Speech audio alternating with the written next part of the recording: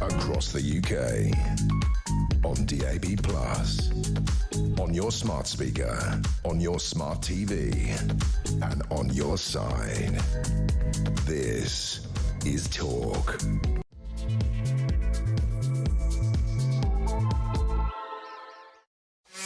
There you are. Good evening and welcome to the Political Asylum right here on Talk. I'm Kevin O'Sullivan and I'll be with you for the next 3 thrilling hours of full throttle news, challenging views and topical debate all the way to 10 o'clock. You know the drill. Get involved, get on the show, get on the phone and call me on 0344 499 1000. That's 0344 499 1000. Or you can WhatsApp voice note me on the same number and I promise to play your message out. It's Tuesday, March the 11th. Here's what's coming up. First, the good news. They finally arrested Jew-hating Hamas madman Abu Wadi on Sunday night, 4 days after he pitched up on the south coast, spouting the usual tale of escaping war and torture. Yeah, right. Now, the bad news. Wadi is in custody, facing charges of breaking into Britain illegally. Well, that's good. But here's the bad news. What about the other 234 migrants who sailed across the channel with him? Why aren't they charged with the same offence? Or the 2,339 who have pitched up since March the 1st, just 10 days ago? Or the 4,131 since the beginning of the year? Or the 27,634 since Two-Tier Keir came to power and turned the already catastrophic migrant crisis into something a whole lot worse? Why are none of them charged with trying to enter the country illegally? Because that's what they did. 0344 499 1000. In other news, I'll ask former BBC man Rod Liddle what he thinks about the state broadcaster's chairman Samir Shah's contention that the majority of Brits support the foreigners' armada as hundreds complete the dangerous voyage from France every single day. Mr. Shah says the only way to reflect the views of those who are the few, you know, who are worried about this ongoing invasion is to hire more working class northerners. It's the BBC, so there'll be working class northerners who got into Oxford and Cambridge. Anyway, that's the view from New Broadcasting House. Meanwhile, in the real world, the BBC continues the strange brand of anti-Semitic journalism that led to the shambles surrounding its absurdly pro-Palestine propaganda film Gaza, How to Survive a War Zone, starring a Hamas terrorist son. Who's going to take the fall for this escalating scandal? Should calamitous Director General Tim Davie get the bullet? It's about time. How many more scandals can this useless bloke preside over? 0344 499 1000. If only because the mess surrounding the corporation's paedophile former chief news anchor Hugh Edwards is costing a fortune. Millions of pounds. Find out more later. What a disaster. 0344 499 1000. Tim Montgomery joins me later with the latest on Reform UK's meltdown as Rupert Lowe lobs more and more grenades in Nigel Farage's direction. Whose side are you on? 0344 499 1000. Also tonight, Westminster, you have a problem. Namely, Mr. Speaker, Sir Lindsay Longhall Hoyle, whose £250,000 expenses in 2 years of globe-trotting luxuriously have caught up with him, amid growing MPs' concern that this guy is abusing taxpayers' money. Why did he take his wife, Catherine, on an expenses trip to Gibraltar? Why did he have to admit an, and I quote, admin error involving who footed the bill for Mrs. Hoyle? For some reason, Lindsay is the Chancellor of the University of Gibraltar. Why is that anything to do with his parliamentary role? Why did 3 members of his common staff accompany him to the glamorous Rock Hotel? Did we pay for this jaunt? The questions keep mounting. 0344 499 1000. In other news, after we revealed last night that a quarter of Britain's sex crimes were committed by foreigners in 2 alarming years. Why have the police and the authorities tried to keep this shocking truth about immigrants a secret? 03444991000. Plus, the Sentencing Council is sticking by its decision to advise special leniency for ethnic and trans people, fuming that Justice Secretary Shabina Mahmood has no right to dictate terms to them, no right to dictate terms to judges. Why not? 03444991000. And finally, as the awful Hannah Ingram Moore continues to cash in on her fantastic father, Captain Tom's name, what can be done to persuade her to stop damaging his legacy? Now she says that Captain Tom would have lost faith over the way she has been treated since she was caught ripping off the money he raised for charity. No, Hannah, he would be furious with you, like the rest of us are. 03444991000. All that and so much more, so don't go anywhere. Stick with me right here, right now, on Talk, the home of free speech and common sense. Let's spend Tuesday night together. And Tuesday night is Rod Liddle night. He had last week off, but he's back with us tonight. Good to see you, Rod. See you. It's all rather spoiled my week's plans, because I was going to have that chap round for dinner tomorrow night, and they've locked him up. We were going to open a few cans, you know. Yeah, well, he sounds like he'd be very good company. But, I mean, seriously, what happens with this guy? You know, clearly he shouldn't be allowed anywhere near this country. He's got something like 250,000 followers on TikTok. He's got about 190 subscribers on YouTube, where he just films all these Jew hate videos, calling for Allah to destroy every single one of them, to destroy Israel, etc., etc. So he gets in with consummate ease, like they always do. Because the Mail on Sunday, to its credit, exposed this on Sunday, all of a sudden our authorities go, oh my God, he came in on Thursday. Let's go and find him. They found him, they arrested him. He's now in custody. Well, you saw how I laboriously laid it out. Basically, he was arrested for attempting to enter this country illegally. In fact, he successfully entered it illegally. My question is what about the other 234 migrants that crossed the channel with him that day, last Thursday, or the 2,078 who've arrived since last Saturday week, or the 4,000 that have arrived this year, or the 26,000 that have arrived since Keir Starmer became Prime Minister? Why aren't they charged with entering the country illegally? No, it's ludicrous. I mean, we have been importing, both through legal means and illicit means, Jew-hating savages for the last 10 to 15 years. This is why our Jewish community in this country is so desperate, and many of them thinking of fleeing the country to Israel because they think Israel might be safer. Just imagine what kind of country you're living in when Jewish people in this country think Israel might be safer. You know, and we keep doing this. And there's a systemic problem throughout society with it. And it's there with the courts, which let these people in. It's there with the tribunals, which refuse to send them back because their son doesn't like chicken nuggets in Albania, or because their daughter might not have a role model in the guise of some keffiyeh bedecked Jew-hating thug.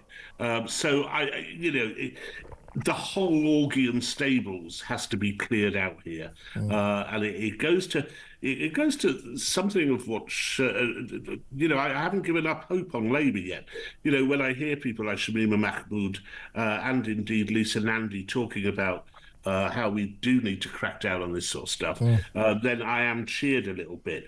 But the whole establishment is rotten from top to bottom. It's rotten in the tribunals. It's rotten in the courts. It's rotten in the people who interview these incomers. We don't want any of them. We don't want any of them from Gaza, none of them. These are the people who voted Hamas into power. These are the people who cheered on October the 7th. We do not want them in. And anyone who is so boneheaded as to say, well, you're racist because you let the Ukrainians in, yes, that's because the Ukrainians don't want us all dead and don't pose a threat to our Jewish community. There is a difference, you know? Yeah, there certainly is. And this guy, he filmed himself with guns, with machine guns, setting fire to things. He's a member of something called the Hamas tire burning unit, which I think is a Well, I would have thought. Hang on, Kev. You see, that's a way into it, isn't it? I think we could have got him on the breach of health and safety regulations. Yeah. Because I also noticed he was smoking a fag while he was holding his machine gun. That is not allowed. Yeah. You know, that is. This is the thing. We are incapable of making judgments which protect our own citizens. Yeah. We've become hopeless at it. And everyone blames the ECHR or the European Court of Human Rights. And I'm sure that that's a problem, but it is not the main problem. It's judges. It's their interpretation, isn't it? It's the judges and everyone else. It's everyone else as well. You're right. You know, it's all of them. And this bending over backwards to provide succor to Hamas groupies, you know, and the Hamas tire-burning community. We have a very diverse Hamas tire-burning community living in our village at the moment. You know, it sickens me. And no one's really got a grip of it. You know, Labour haven't got a grip of it. The Tories failed abysmally. Oh, yeah. I'm not sure that Reform could do much about it. You know, they're not quite as rigorous on immigration as some people think they are. You know. Yeah, therein lies a tale. Nigel Farage in this fallout with Rupert Lowe is catching a lot of flack for not being vigilant enough about the migrant crisis.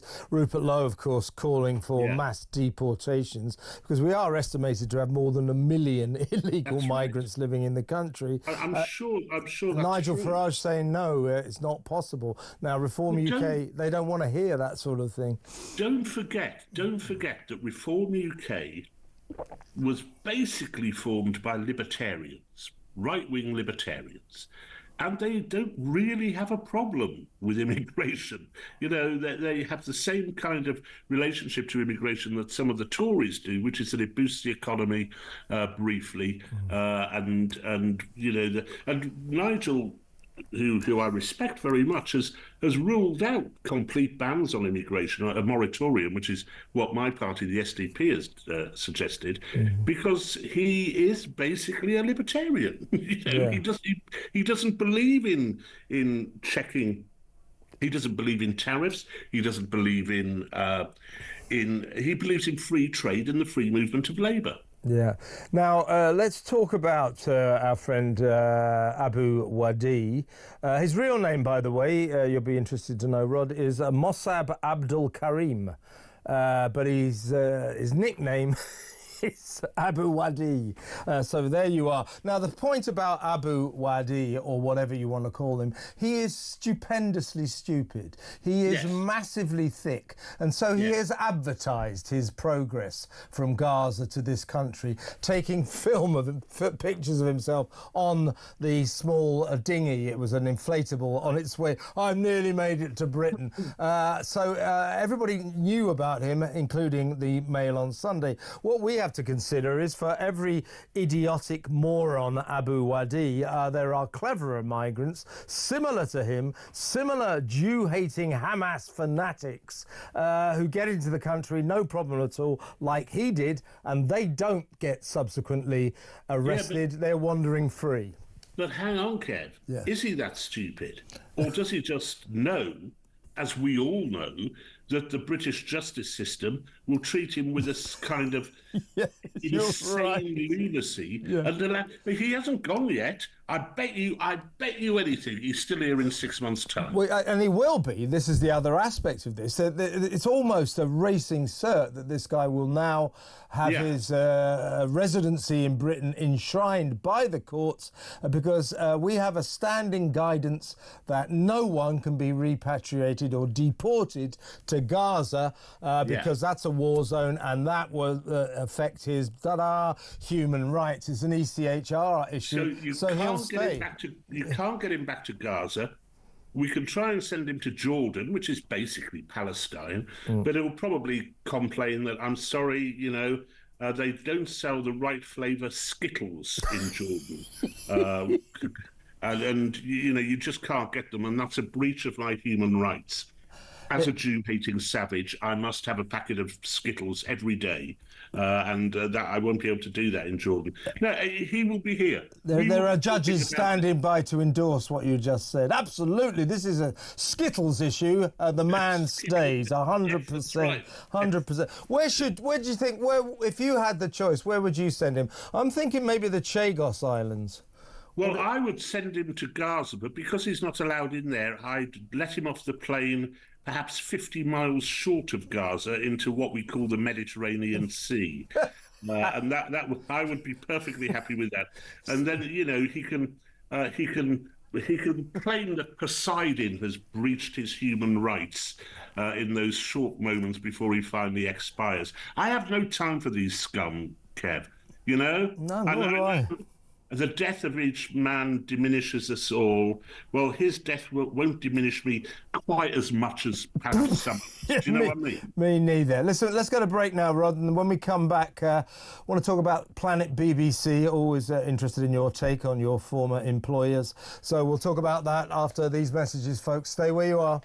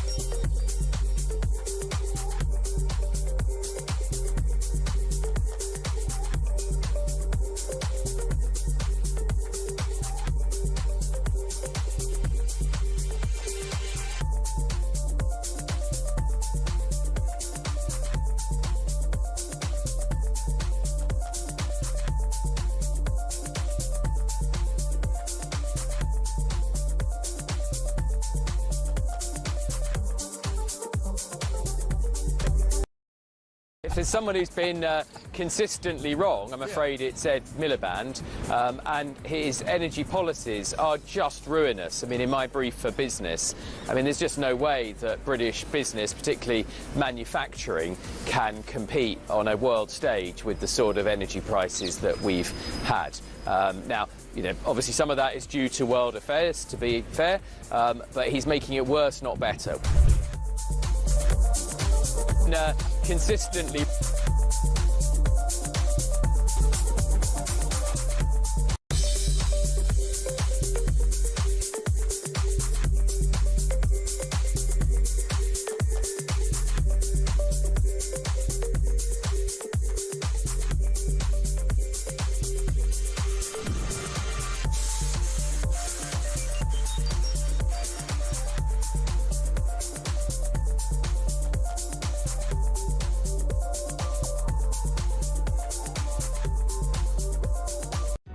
Across the UK, on DAB+, on your smart speaker, on your smart TV, and on your side.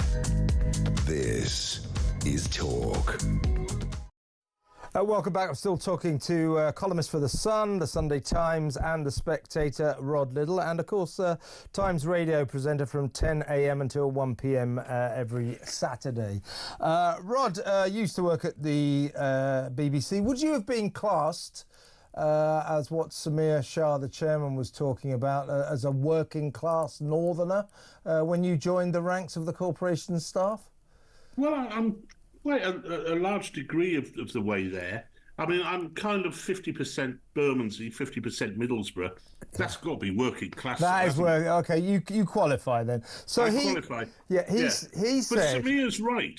Yeah. Samir's right. Yeah, but he's right. I mean, the BBC executives crop up and say this about once a month. We've got to get more working class people in. Got to get more people from the north. We shouldn't worry about their accents. Get some Cockneys in. And then they go right ahead and they employ a handful of working class kids who went to Oxford and Cambridge, breaking the usual BBC rule of allowing them into the building even though they didn't go to Eton or Harrow. So it is at least some kind of a concession. But whilst he was saying, the reason he said this, we've got to get more working class northerners in, I think he meant working class people generally. The reason he said No, hang on. No, he didn't. This is why Samir gets it, Kev. He's got to be a bit careful in what he says. He's not been in the job very long. Yep. He's got to be a bit canny, but I know that Samir gets it. And I've spoken to him at great length. He understands the BBC's problems. And when he says northerners, he believes, I suspect, as you do and I do, that the BBC is enclosed in this bubble of stupidity, of wokeness, of progressive liberal thought, in Kensal Rise, basically, and he wants us to get out. He wants the BBC to get out of that. The problem being that they tried that a bit with Salford, but basically just imported a load of tossers up the M6. Yeah, gave them 40 grand to relocate to Manchester. They moved up to Manchester. They're having a lovely time living in Alderley Edge, But listen, what he's saying, though, he's saying that the reason that they need a wider range of employees demographically is because they need to reflect differing opinions on the migrant crisis. And he said, he maintained, and I disagree with him, and I agree with you, Samir Shah is like a kind of chink of light in the darkness of the BBC. He actually gets it. He actually understands, unlike Tim Davie, that just maybe that Gaza documentary does spell a bit of trouble for the BBC. Tim Davie still doesn't quite seem to get it. We'll talk about him in a minute. But what Samir Shah said in this otherwise quite good interview was that the majority of Brits are right behind all of these illegal migrants. I don't think that's true. I think in that case, Samir Shah is affected by the new broadcasting house disease. No, well, that may be true. I didn't hear that bit of the interview, of his address. That may be true. I don't think that's remotely true. It's not. I think that the vast majority of people in this country want those boat crossings to stop. Yes, exactly. Quite a lot would like people to come into the country through more licit means and safer means.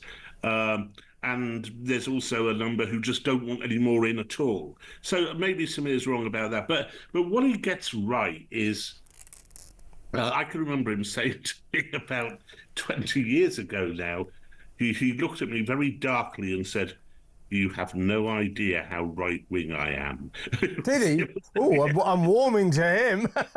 You and Samir would get on just fine, but look at what he has to deal with. You know. Did you see him? Did you see him, Rod, last week when he went before the Culture and Sport Committee and was telling it like it is? And he's got Tim Davie sitting next to him, and Samir Shah is literally saying this: this Gaza documentary has been a dagger to the heart of the BBC's contention or claims to be trustworthy and impartial. And you could see Tim Davie dying a death, as if to say, no, Samir, we don't admit to that sort of thing.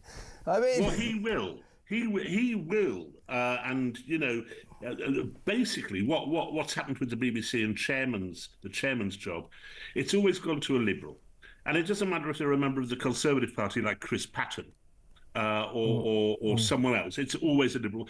Samir is very different to that, and he genuinely does get the big issue and the big problem.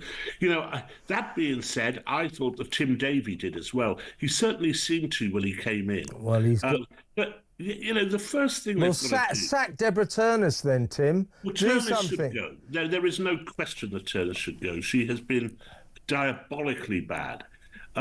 But they should also just immediately disband the BBC Arabic service. Just get rid of it. Yeah. Save a bit of money, because they had the BBC Arabic reporters every week, every day of every week since October the 7th have been popping up in various parts of Palestine, supposedly giving a neutral view, when we know that the BBC Arabic service is down the line kind of Hamas propaganda. It's grotesque, and they don't see that. They don't see it. When they say that their coverage has not been biased, they forget that 13 BBC Arabic correspondents were used from Palestine, and not one indigenous Israeli is a correspondent. Yeah, I think the BBC newsroom, the journalists on the BBC under Deborah Turnus's stewardship have been allowed to sort of descend into a kind of anti-Semitic cabal. It's really strange. But Turnus is seriously useless. I don't have any doubt. I think that's emerging. Yeah, and it's not just because she once wrote a complaint to The Spectator about my reporting of the BBC's coverage of Israel, where I pointed out that they've got all these Arabic reporters who are pro-Palestinian. There's no argument about it. I know. And you listen, there's not the remotest argument about it. I think she's pretty half-witted, but you get rid of Turnus, you still have the problem, because someone very much like Turnus will get the job. It's extraordinary, Rod, that people like you and I on this show, on your show as well, you can write it in The Spectator without the BBC being able to do anything about it. We can say, without fear of contradiction, the BBC's journalism has descended into a form of anti-Semitism. Yeah. They can't do anything about it, and that is extraordinary. That means BBC journalism has fallen so far. It is tragic. Let me just put a couple of other BBC matters to you. I think you'll enjoy them.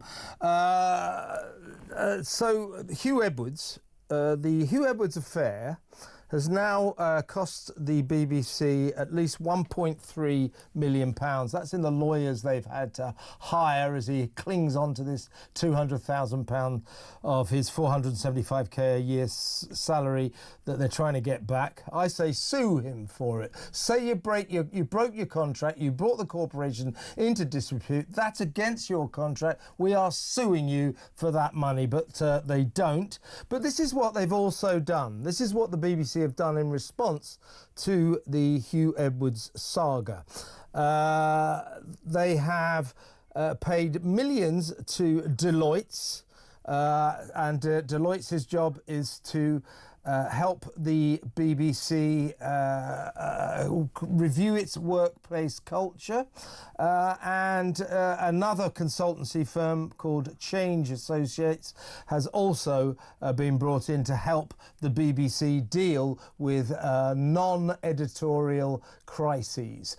Why do they take our money and go outside and give all these money to consultants like Change Associates and Deloitte? It absolutely enrages me. And they were doing it at the time when I was there. And sometimes as a manager, because I was editor of the Today programme, you'd have to go along to these absolutely ghastly away days and listen to these pencil-neck bores talking about new ways of relating and how management structure should be changed. It was so against the trend, because there was a report which came out, I think, in about 2012, 2013, which made it absolutely clear that management consultants made no discernible difference whatsoever to the efficiency of an organisation. They were utterly, utterly useless. And they have been utterly, utterly useless, and they're also very, very expensive. Stop doing it. You know, if the only person I would send into the BBC to sort out their management structure is Lee Anderson. Yeah. You know, I would send him in. That's a great idea. Yeah, so Deloitte's have spent a fortune overhauling the way the BBC handles non-editorial complaints, and this other consultancy firm, Change Associates, has ploughed through many hundreds of thousands of pounds reviewing the BBC's workplace culture. This is just a complete waste of money. You could maybe, I don't know, call me controversial, you could take that few million quid and maybe make some programmes with it, couldn't you? Well, you could, and it's also, and I'm sorry, because I actually did have high hopes for Tim Davie when he came in, and I think he got kind of the generality of the problem, but it's the job of the DG, and every DG that comes in says, "Oh, we're gonna have to prune down the middle managers a bit. We've got far too many middle managers." And when they leave office, there are more middle managers. Always are, and fewer people doing programmes. That being said, mate, with respect, you know, I used to output the Today programme on going into Saturday. We had a 2-hour programme on Saturday. There would be a few people from forward planning giving us packages and features, 3 people on forward planning. There would be 4 people on the day shift giving us stories and 4 people on the night shift giving us stories. So that's 11 people, not counting the studio technicians, the presenters and the reporters. I do my 3-hour programme on a Saturday with a reporter for 1.5 days a week. Yeah, well, I have a producer, an assistant producer, excellent techie, and that's about it. Yeah, it's been overstaffed since 1928. It's been massively overstaffed. I am sensing, Rod, that you wouldn't go back to work for the state broadcaster of the BBC, but maybe you'll change your mind here, because lastly, there is a job going. They've just advertised it, and and I thought of you.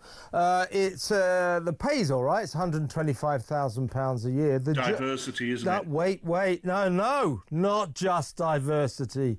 It's £125,000 a year to be the the head of diversity, drum roll, and belonging. What does that mean? I don't know. I don't know. It's just, it just, and it tugs at my heart because, you know, I'm probably unlike you, Kev. I still have some residual love for the BBC. It's buried deep away at the moment. Yeah. A bit like as if, you know, the love you have for a girlfriend who shagged all your best mates. But it's that kind of virtue signalling idiocy. Get rid of it all. We need a Doge. Yeah, we do. Yeah, the BBC needs its own Doge, and I don't mean these consultancy firms. Hey, listen, Ron, I've got to move on, but always a pleasure to talk to you. I look forward to your show on Saturday, and your column in The Spectator, your column in The Sun, the column in the Sunday Times. Another busy week for Rod Liddle. I recommend all of those outlets to you. Great columnist, great presenter. Next up, it's Tim Montgomery. We're going to talk about that reform meltdown, obviously. Stay tuned.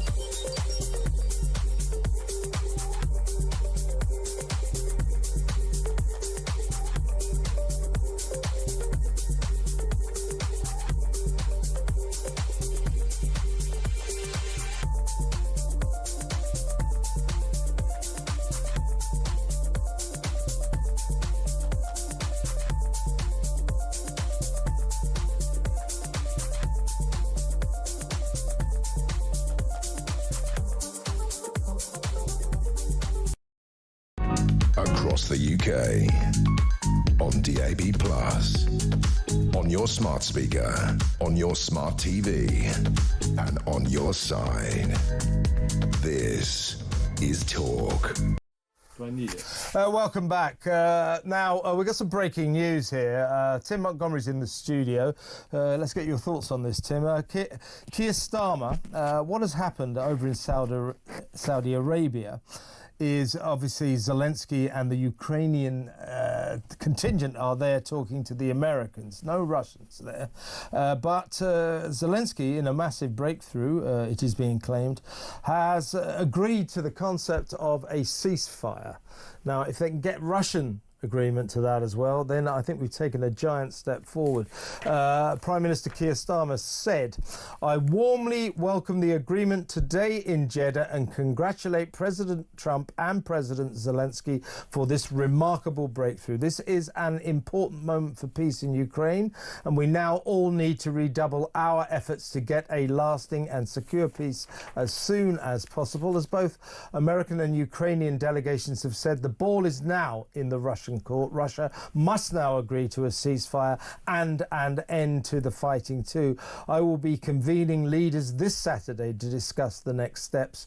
We are ready to help bring an end to this war in a just and permanent way that allows Ukraine to enjoy its freedom. So he's right. The problem, I would have thought, is the Russians have been playing pretty hardball so far. Do you think that a way will be found to get them to agree to this ceasefire if they get the terms right? Well, you would hope so. And a lot of the case that's been made for the way that Trump has been putting pressure on Ukraine over the last few weeks, it's been hard to sometimes understand what Trump was doing. But the basis of justifying what Trump was doing was that Russia would agree to some sort of ceasefire. It was Ukraine that was the problem. Well, let's now test Russia and to some extent Trump, because Ukraine has done the right thing, has agreed to a ceasefire without any conditions at all. The other good thing in this statement is that America's agreed to resume security assistance to Ukraine and agreed to intelligence sharing. So that was America said why they paused this security sharing was because they needed to get Ukraine to the table. So now the ball is absolutely in Putin's court. Does he want peace or do he want the continuation of the war that he started? Yeah, and what Trump and Vance wanted, and indeed the entire American team, in their words, was a demonstration that Zelensky and Ukraine were sincere about wanting an end to this war. And I think agreeing to this ceasefire, no questions asked, certainly does demonstrate sincerity in this regard. And it really is now all down to Russia, isn't it? And it's happened incredibly quickly because these talks have only begun today. And I'm talking to a Ukrainian MP just a little while ago, and he was saying they thought this would drag on for days. So things have moved incredibly quickly, and it's possible that the Kremlin might be slightly discombobulated by the speed of these events. But now we're going to find out really whether Putin is serious about peace or not. There is one of his sort of former spokesmen already out on the wires saying that Britain has put America up to this. And somehow that Britain is always the baddies in the Kremlin's eyes, isn't it? Well, at least we're in the game. Makes a change. We're usually pretending to be in the game. But, you know, we shouldn't get carried away. But as I think we discussed last week on this programme, Kev, this has been a horrible war on the continent we all live in. If this is the beginning of a real sustainable peace, then we should be, maybe we can celebrate in a few weeks' time. And I would have thought that there'd be no harm in Russia saying, well, look, they haven't put any conditions on this ceasefire, nor will we. Let's talk. Yeah, absolutely. Let's talk. Now, one of the spokesman that I just mentioned, one of the things that he said would be that the Kremlin might ask for all US arms and European arms to stop being supplied to Ukraine as part of the ceasefire. That would be unacceptable because you can be absolutely sure if there is a ceasefire, Russia would rearm during that period with its suppliers. So we can't get into a negotiation with Russia now. They need to have a ceasefire that's unconditional, just as Ukraine has agreed to. Fascinating times. So, folks, we're hanging on the edge of our seats for a response from Putin and Russia. Ukraine have done it. They've said we'll have a ceasefire, no questions asked. The Americans Americans are sponsoring that. The Americans now asking Russia for their response. So fascinating times. Talking of wars, let's talk about Reform UK. See, that's why I get the big bucks for that kind of brilliant link. Terrible. Really subtle. Terrible. Seriously. Now, I was live on air last Friday when all hell broke loose. Yeah, and I think you tried to get me on, and I did. I sort of cowardly didn't reply to your message. Yes, I said he's hiding. No, we were so desperate for guests, we even asked him if he'd come on. No, he would have been a great guest. But I was actually trying to establish what was going on. Well, we were literally doing it on air. Yeah. I mean, I had Ben Habib was waiting to come on. He's on vacation somewhere. Yeah. And I had to say live on air, hang on, something big has happened. Talk among yourselves. I just wait a minute, Ben. We literally did it live. Yeah. So the rest, of course, is history. Yeah. Now, Nigel Farage has today kind of doubled down on Rupert Lowe's alleged behavioural problems, problems that, of course, Rupert Lowe denies, citing outbursts of anger, these alleged threats to Zahi Youssef, the chairman's life, violence, so on and so forth. But while Nigel has done that, Rupert Lowe, of course, still Great Yarmouth MP, independent now because he's had the Reform Whip suspended. His 7-strong parliamentary staff have issued a strong statement of support saying, we want to state this unequivocally, Robert is a good and decent, honest man. We have never seen any violent or vicious behaviour from him ever now. Nor have we heard concerns from anyone about this before last Friday. Wider allegations of bullying are entirely untrue. These were only issued after the 2 individuals in question admitted separate serious offences and disciplinary processes had started against both of them. These are vexatious complaints, etc., etc. Rupert is a good boss and a good man. I mean, it could have been written by him, couldn't it? Now, look, this is all-out war. Now, that strikes me. Rupert put this on at X, Twitter, saying, my staff have asked me to post this. Yeah, I'll bet they have. But it's all guns blazing, isn't it? I mean, a lot of our audience, some of our audience are taking Rupert's side, many taking Nigel's front. A surprising number siding with Rupert Lowe. Yeah. He has a following. He is very popular. Now, he is never coming back to Reform UK. I think we all know that. So all of you who have been going, oh, why can't they get together and sort this out? It's one of those things. I think we're talking about 2 great guys, 2 important men whose opinions I have a lot of respect for, Rupert Lowe and Nigel Farage. But sometimes you get a couple of guys like this, they just don't get on. That's the situation. So he is never going back to the party. Too much has been said now. So what can the party do to regroup? Because you've got the by-election coming up in Runcorn soon after Mike Amesbury finally did the decent thing and stepped down. Well, finally did one decent thing, perhaps not the decent thing. Well, yes, he did that decent thing. What can the party do to sort of draw a veil over this and fight what is a very, very important campaign? Yeah. Can I answer your question like this? Because I don't think this has been said enough. Nigel Farage hardly talks about immigration at the moment. You've probably noticed. Yes. What he's doing, Nigel Farage is moving on to the next big prize.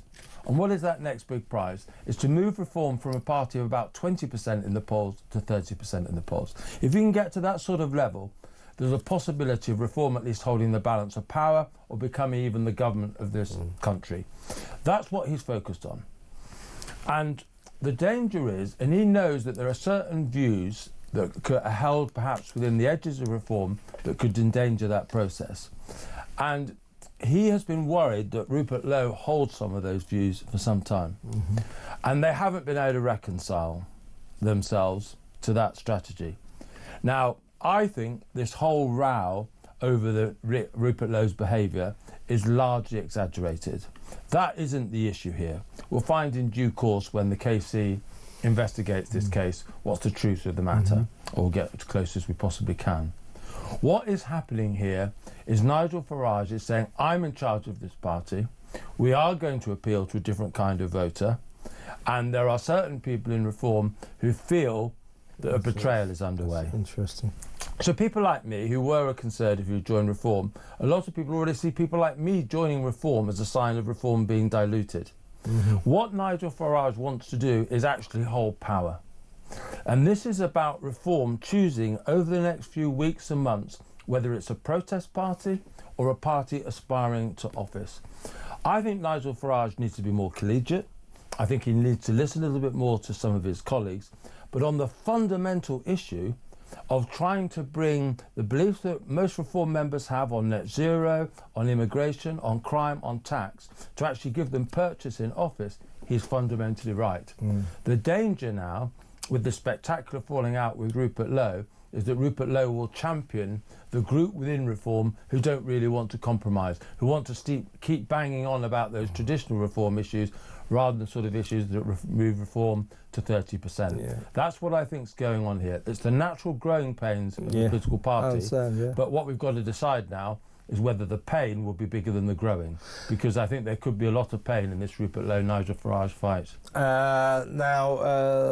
Let's do a couple of bits of footage, one slightly irrelevant to this discussion, but it's quite important. In a little while, we've got some footage announcing this 30-day ceasefire that Ukraine has agreed to. But I think probably first we should remind ourselves of what Nigel Farage is saying about Rupert Lowe. As Tim says, it's possibly a bit OTT, all of this, but this is what happens when people fall out in the House of Commons. So here's Farage on Rupert Lowe's bullying allegations. Look, there is a behavioural problem here. There has been a behavioural problem for some months. Outbursts, anger, that kind of thing. Frankly, I've tried to put it all to the back of my mind. We've all tried to put it to the back of our minds. And as I say, I'm not prejudging anything on these allegations of a bullying culture going on in his offices. But I put it to you, any party who had a senior figure that was facing those accusations would have to act in some way. Mr. Lowe has made a whole series of comments about the Casey's investigation, all of which have proved to be wrong. He's then out today saying there is no accusation against him at all, when actually there is. So I'm afraid we're not quite getting the full facts of this. Look, you know what? I could do without this. It's a huge distraction for the party, for me, for everybody. What I find frustrating about this little dispute, this feud, is it's both sides going, oh, that's a lie, no, that's a lie, I'm telling the truth, they're not. We've seen it 100 times before. This is just going to have to fade away, and for Reform's sake, it better be in the background by the time the Runcorn by-election is fought, because that could be quite interesting. I still think Reform quite fancy their chances of turning over a massive majority for Labour there. Well, it is a massive majority, and I'm not sure Reform have managed expectations very well about this, actually, because there have been by-elections. Isn't it 24,000 or something like that? Yeah. And I think Labour had over 50% of the vote at the last election. Reform were in under 20%. So it's a big ask, particularly from a party that doesn't necessarily have, much of a ground operation. So I think this row between Rupert Lowe and Nigel Farage, they can blame that. They can blame that. Yes. What's an arse? It was Rupert Lowe. Aren't we cynical? Let's go to break. When we come back, we'll play this announcement of the 30-day ceasefire, and I need to talk to you, Tim, about long haul Hoyle. That next. Stay tuned.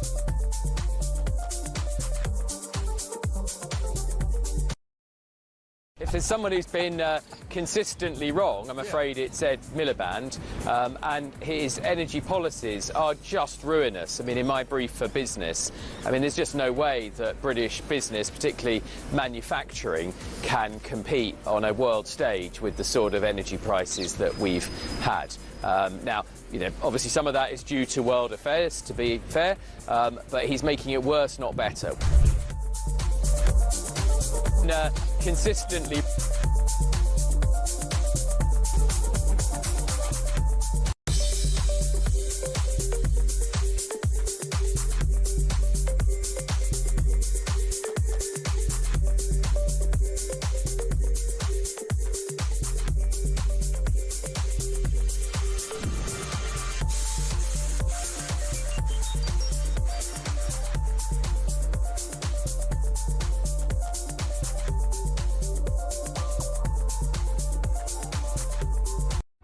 Across the UK, on DAB+, on your smart speaker, on your smart TV, and on your side. This is Talk. Welcome back. Well, listen, I'm still with Tim Montgomery. We're trying to sort of squeeze in a lot of different stories here. We revealed not so long ago, pretty seismic development on the Ukraine war front, that Ukraine, or Zelensky, President Zelensky, has agreed with the Americans to a 30-day ceasefire, no questions asked, no conditions. The ball now is in Russia's court. The Americans and Ukrainians, of course, been meeting in Saudi Arabia for talks. Russia not there at the moment, but perhaps they need to get involved pretty damn quickly. Well, here is that statement being enshrined. Today we made an offer that the Ukrainians have accepted, which is to enter into a ceasefire and into immediate negotiations to end this conflict in a way that's enduring and sustainable and accounts for their interests, their security, their ability to prosper as a nation. And hopefully we'll take this offer now to the Russians. And we hope that they'll say yes, to peace. The ball is now in their court. It's really moving fast, so we'll keep you posted on all of that. Now, quickly before you go, we have to talk about long-haul Hoyle, which I think is developing into quite a problem now. This guy in the last 2 years spent more than £250,000 touring the globe, jet-setting, staying in luxury hotels, spending thousands and thousands of pounds on first and second class and business class flights.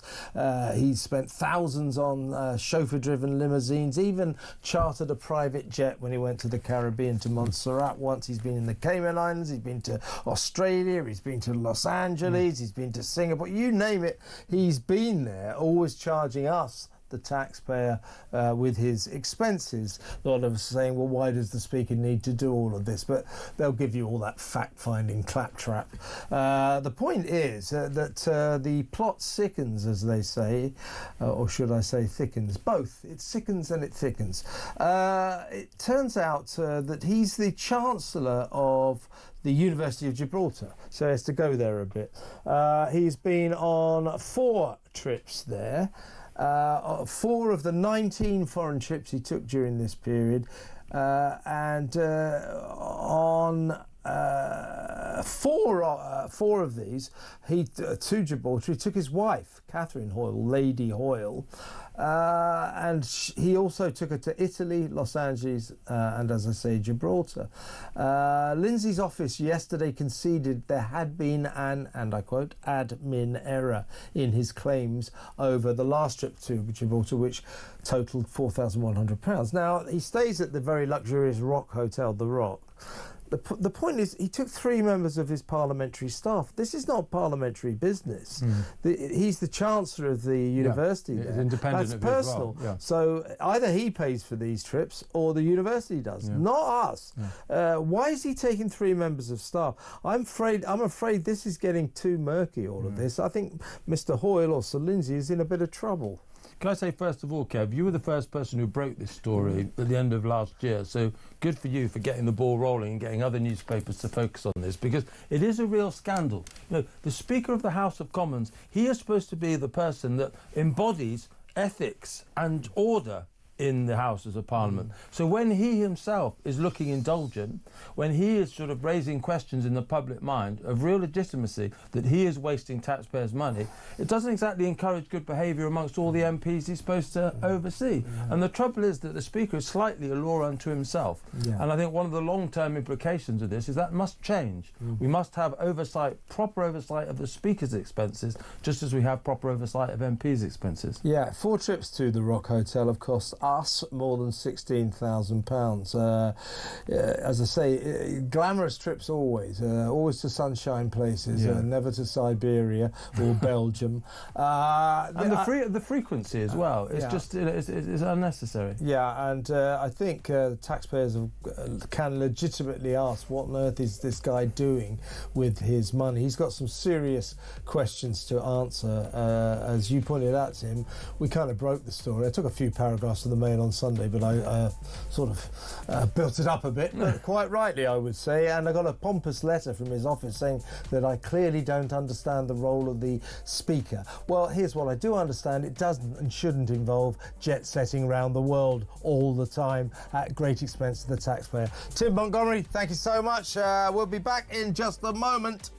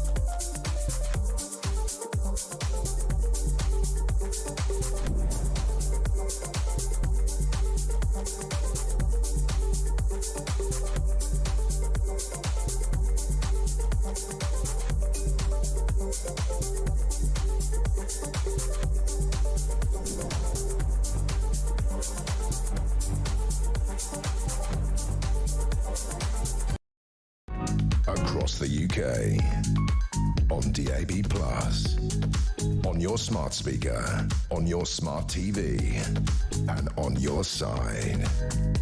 This is Talk.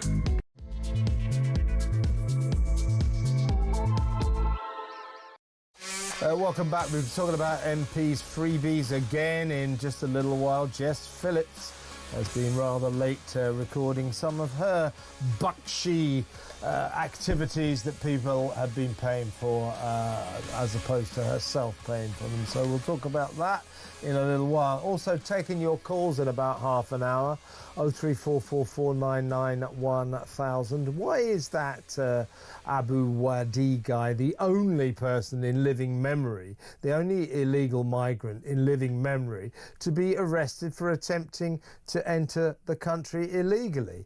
I mean, he didn't just attempt to do it, he did it successfully, like they all do. Why is he being arrested for this and no one else? Is that the qualification you have to get on the front page of the Mail on Sunday, and then this government or the authorities here will start acting like the authorities, start trying to keep our borders secure, start trying to keep these streets safe from Jew-hating madmen like Abu Wadi? Is that the system?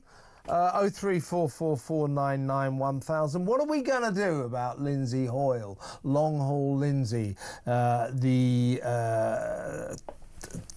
Speaker of the House who goes around the planet globe-trotting, staying at glamorous hotels? He's been taking his wife. He's had to amend his records to include that and to stress that we didn't pay for his wife. Why are we paying for 3 of his members of staff, his parliamentary staff, to go with him to Gibraltar, where he's the Chancellor of the university? Nothing to do with his parliamentary job. So we have to pay for the staff to go to Gibraltar, as far as I can work out. If that's not the case, if Lindsay is sticking his hand in his pocket and paying for everyone, I suppose that's a different matter. Perhaps he'd like to tell us, but it looks as if we're paying for Lindsay to take his staff on personal trips to Gibraltar.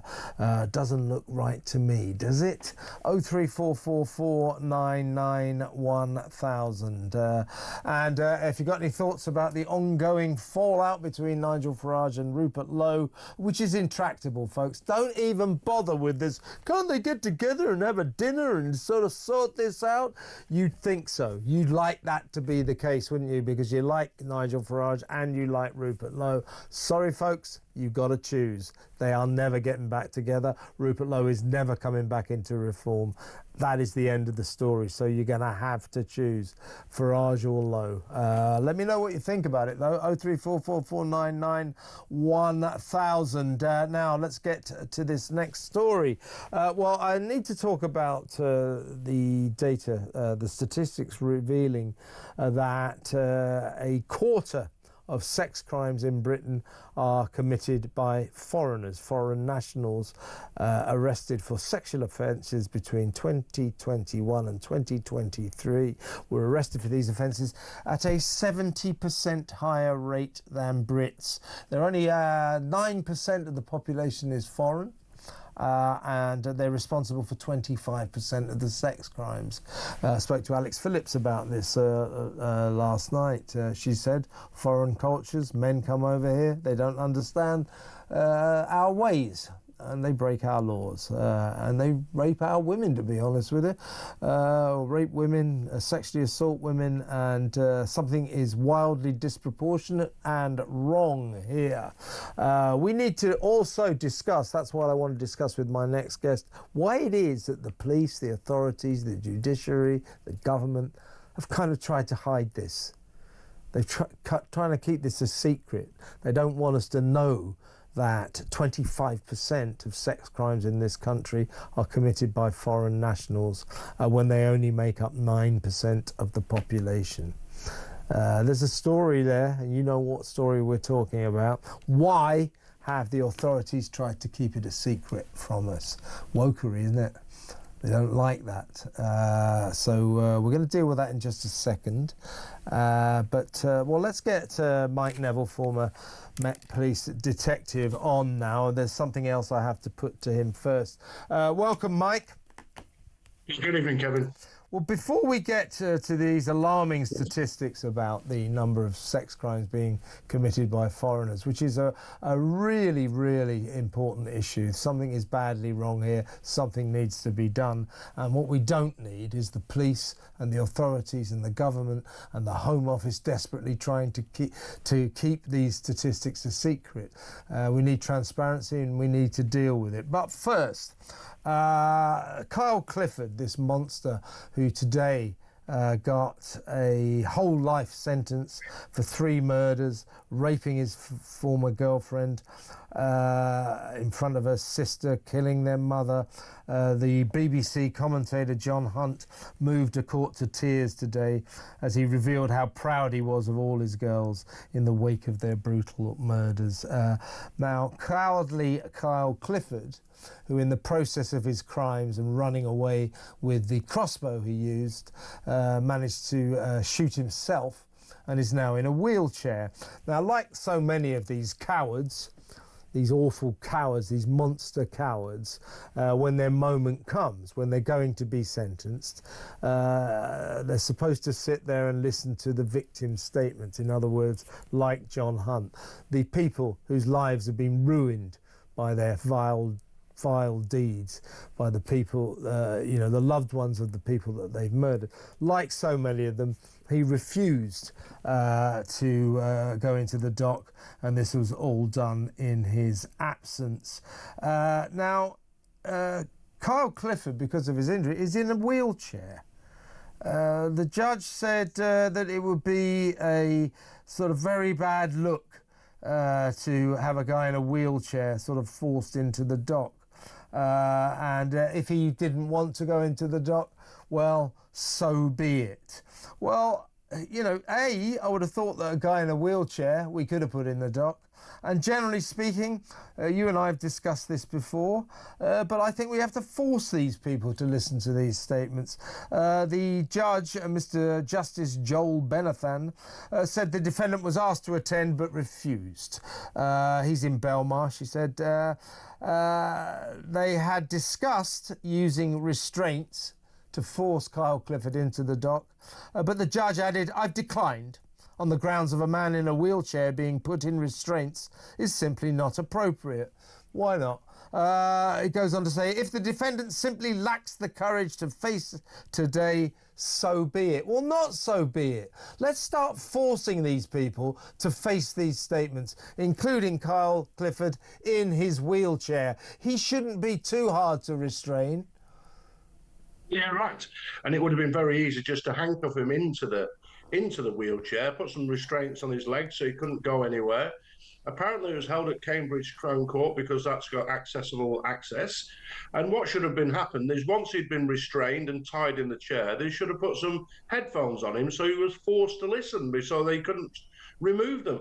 Because the words, the family deserve the opportunity to speak to him face to face. When they do those victim impact statements, the defendant or the person found guilty in this case should have been there to listen to it. Now, the judge has done the right thing. He sentenced him to a whole life tariff, but it leaves things undone for the victims of this wicked crime. And, well, you know my view, Kevin, I would be the hangman. I would hang Kyle Clifford. I would do it tomorrow if somebody paid. He's like Axel Rudick-Cabana, isn't he? I mean, even those. I'm on the fence about the death penalty, but when I heard about Axel Rudick-Cabana and I hear about Kyle Clifford, it's not difficult to persuade me to back the death penalty. But we don't have it. But I do think it's not just that they're avoiding the victim's statements, which they shouldn't be allowed to do. They're avoiding the key moment in the Crown's case against them, the sentencing. They don't have to sit there where the judge says you're getting a whole life. You're never getting out. Lucy Letby, the nurse, she wasn't there when she was sentenced. I think we should change the law. I think we should make defendants face their sentences and the victim's statements, right? It's absolutely incredible. In times past, 10 years ago, even 10 years ago, the judge would have ordered them to be taken there.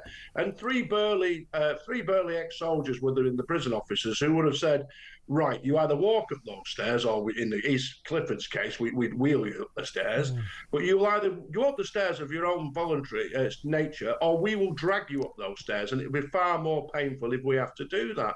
Now, of course, somebody will be writing a risk assessment, and there'll be health and safety considerations, and we're too far concerned with the rights of this creature who's done these wicked acts, rather than the rights of the family who will have to endure his wickedness for the rest of their lives.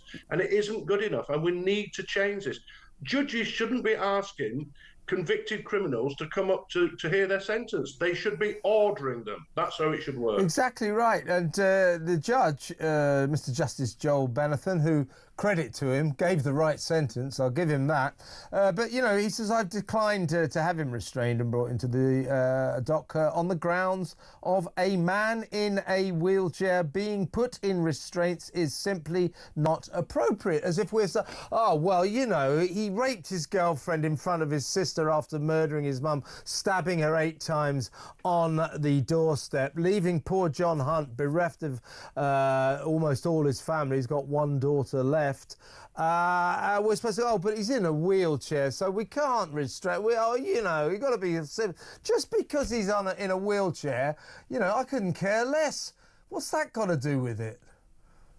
I'm absolutely on your side, you know, and I just say he can sit in his wheelchair while the noose is placed around his neck, as far as I'm concerned. Yeah. He's a wicked and evil man, and the good thing is they'll never see the light of day. Yeah. What did the judge think? He was going to make a runaway? I mean, you know, they'd catch him fairly easily, wouldn't they?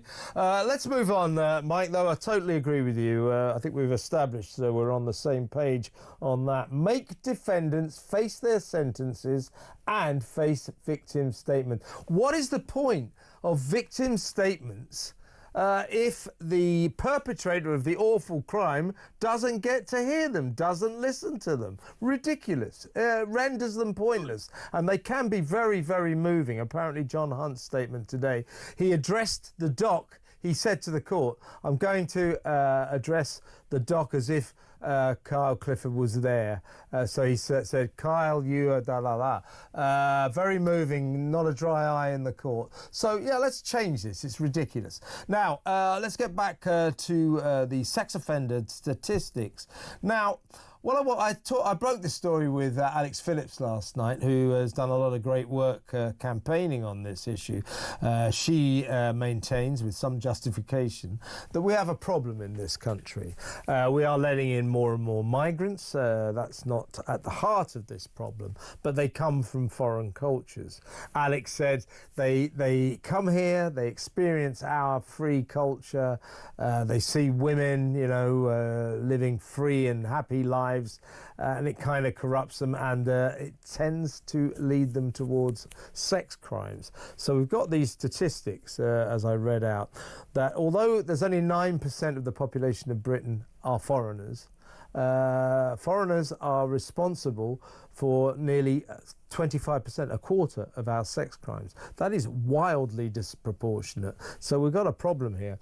Half of the problem is due to the fact that the Ministry of Justice perennially will never break down the demographics of which kind of ethnic group commit which crimes. Would be very useful, I think, for our society generally, but they won't.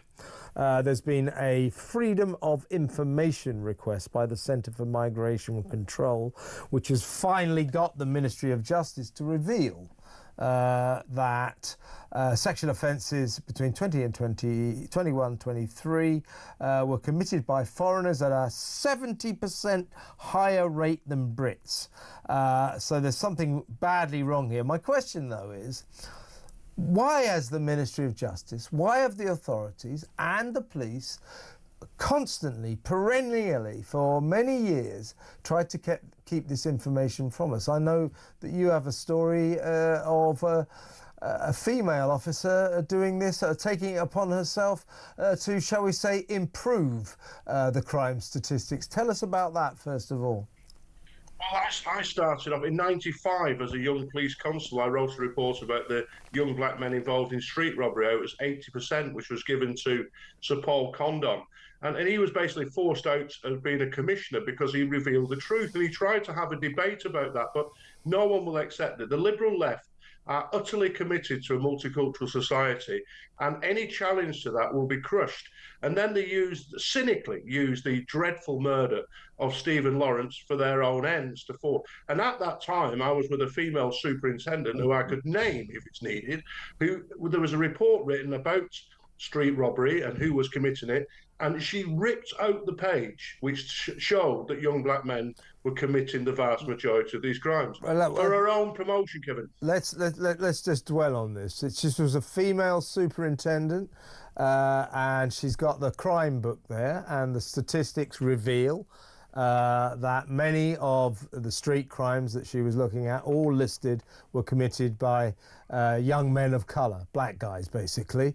That didn't suit her worldview, so she ripped out those offending pages to make it look This was for a meeting. This was for a multi-agency meeting at Lambeth Town Hall.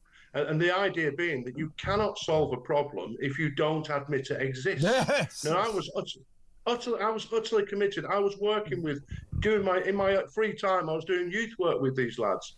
I was utterly committed to helping them.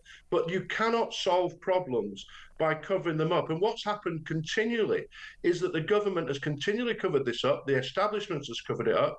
And what the government's responsibility, of course, is to make sure its citizens are safe. But what it's done instead of that, it wants to say diversity is our strength. Anybody can come here, all cultures are equal, which of course Kemi Badenoch has said that is obviously not true at all. And the biggest people put at risk here are women and girls, either from violent robberies or wicked, indecent assaults and rapes. And what we're talking about here, Alex talks about this very eloquently, is a clash of cultures, isn't it? I mean, a lot of these guys come particularly from sort of Middle Eastern countries, African countries, and they get to Britain and they can't believe the freedom of women, the way the women dress, and so on and so forth. I'm not saying that women here dress provocatively or anything like this, but they certainly tend to dress differently than they do in Muslim countries, you know what I'm saying. And they come here, they can't quite handle it, and they basically start sexually assaulting women on the street. They start raping. I think it's people. worse. I think it's worse than that, Kevin. I think not only they see them as inferior creatures who deserve. So, in the Muslim hierarchy, for example, the man is the top, the female is second, and somebody who's a female who's not a Muslim is way down the list, and they're seen as easy targets, as we've seen. But the problem with these crime figures, of course, is that they only tell you about foreign nationals and not about people who are now style British. Now, my 4 great-grandfathers were either in the First World War or down a mine digging out coal in this country for the war effort. The question is, you've got to be realistic. How many people are like me in jail with 4 great-grandfathers who came from this country? And we've got to have an honest debate about this, because concealing figures, pretending that problems doesn't exist, is never going to work. And I know the great Trevor Phillips is a great journalist, and he highlighted these things in a programme 10 or 12 years ago about the different ethnicities of offending in certain patterns. And of course, he was like slapped down, told to shut up. You know, people would call him a coconut and all these sort of wicked accusations. And we see this time and time again. And it is not good enough. Society cannot be safe if the authorities are intent on covering up patterns of offending. Exactly, that's what they've tried to do. It doesn't suit their worldview. The disproportionate nature of this is extremely disconcerting, to say the least. Let's just repeat it again. The rate at which foreign nationals were arrested for sexual offences, rape, sexual assault, between 2021 and 2023 was 70% higher than Brits being arrested for the same offences. Foreigners, as I said, represent 9% of the British population. For them to be responsible for nearly 25% of sex crimes is something we should deal with very urgently, but we're not really doing anything, are we? Well, it's worse than that. So you've got people like the Baroness Cass report into the Metropolitan Police saying that the police are sort of institutionally racist. So the left don't like stereotyping, but they do like this sort of nonsense. Now, if the police were utterly racist, if the police were full of nasty thugs, What they would do is they would go around arresting elderly Asian ladies, because elderly Asian ladies don't cause you much trouble, really, because you're much bigger than them and they just don't give you any grief. But they don't do that. They target men, young men who are black or sometimes Asian, who are committing certain types of crime, because that's what the police are confronted with. Because if you're a young police officer, why would you pick, if you're just a thug racist police officer, why would you pick on a young black guy who's probably big and fit and strong, when you could go and pick on an elderly Asian lady who wouldn't give you any grief at all? But no one challenges them. So that, like the Baroness Cass report will talk about disproportionality and stop and search, but then is then disingenuous because it never mentions the offending levels and why the police are doing stop and search. But this is just really an establishment problem, Kevin. At least now we're forcing the issue. Countries like Denmark started to publish these figures, and now we've got them in our own country. And with these stats, we can argue our case. But what we'll get is that we are far right and thugs for even mentioning these things, and that's just the way the left tries to shut down debates. Well, now at least we've got some official statistics. Perhaps some sensible debate can emerge from this mess. Mike, always good to talk to you. Thank you so much for your time. That's Mike Neville, former Met Police detective. When we come back, do you remember last week, real big storm, quite rightly, the Sentencing Council in official guidance. Another story we broke here on the political asylum, advising courts, particularly magistrates, to go easier on people from ethnic communities, ethnic minorities, Muslims, trans people as well, to go easier on them than, shall we say, traditional white British people. That's two-tier justice, folk. Anyway, to her credit, the Justice Secretary, Labour, Shabana Mahmood, complained, said it made her feel very uncomfortable. She's from an ethnic community. She doesn't want special treatment. This needs to stop. Anyway, Shabana and the protesters to this outrageous enshrining of two-tier justice officially have been slapped down now by the judge who's in charge of the Sentencing Council, saying that to people like Shabana Mahmood, the Justice Secretary, should not be allowed to dictate to judges and the Sentencing Council. So it looks like we're stuck with this, but I say the government should, if they're going to be like this, just abolish the Sentencing Council. See how they like that. See how Lord Justice William Davis, who's the chairman of the council, see how he likes it. You see, they can't dictate to us. All right. The Sentencing Council is hereby axed. Go and get yourself another job. How's that, Lordy? We'll talk about that when we come back. Stay tuned.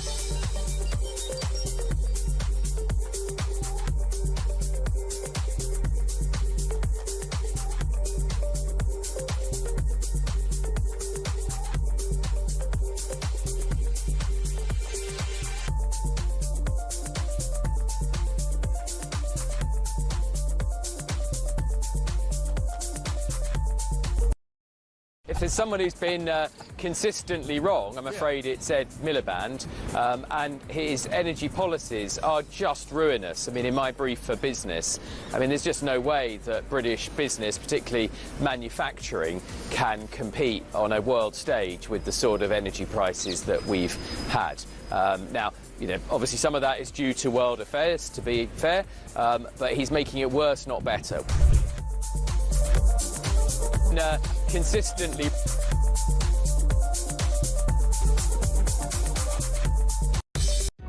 Across the UK, on DAB+, on your smart speaker, on your smart TV, and on your side.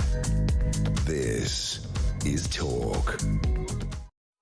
Welcome back. Let's talk about the Sentencing Council. As I said before the break, you remember last week we discovered to our horror that they had enshrined in print the official guidance and instructions to courts, particularly magistrates, that people from ethnic and trans backgrounds, you know, or cultural, different cultural and religious backgrounds, you know, Muslims, ethnic people, people of colour, trans people, should be treated more leniently than white Brits.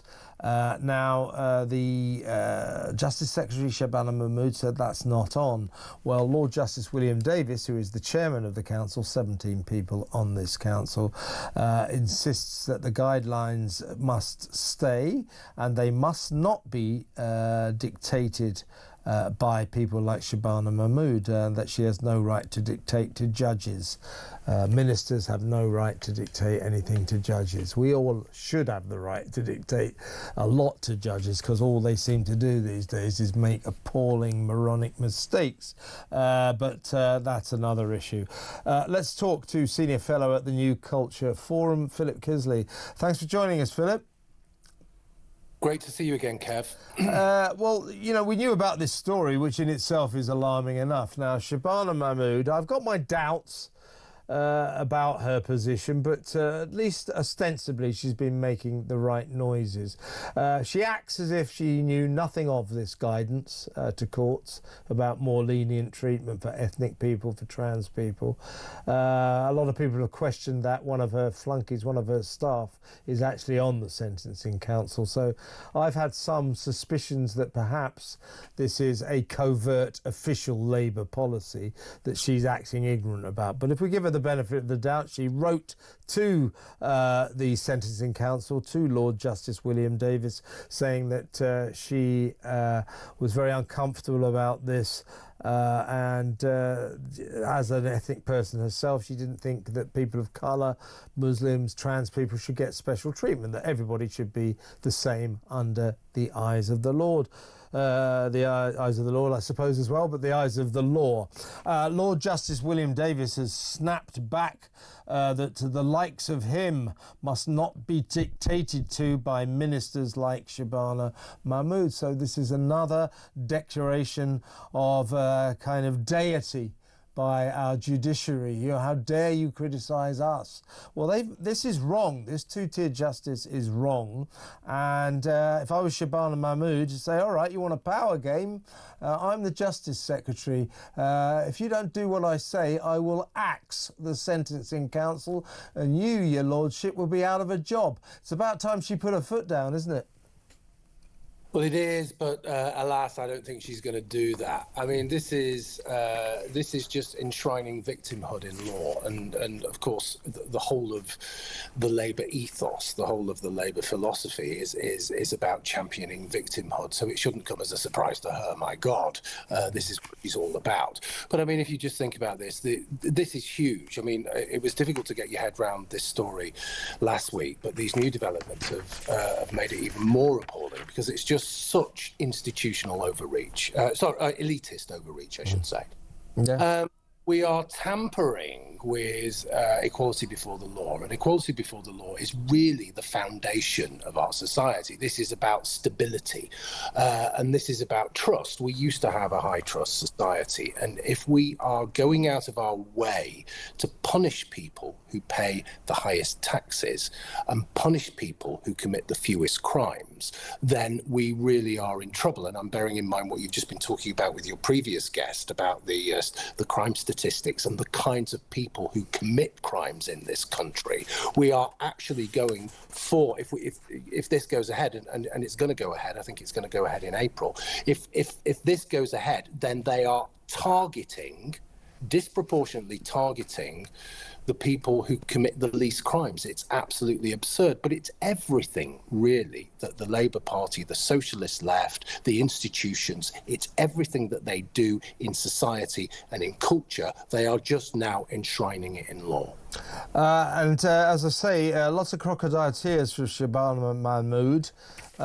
She said, I knew nothing of this, this is wrong. Well, that's a correct position, that's impressive, if it's genuine. The thing is, she had on that council one of her employees, one of her members of staff, a flunky, working for her, is on the sentencing council. There's 17 people on the sentencing council. So what I worry about here, we know, Philip, as you well know, if we didn't know before, we certainly found out in the summer that two-tier justice in this country is a thing.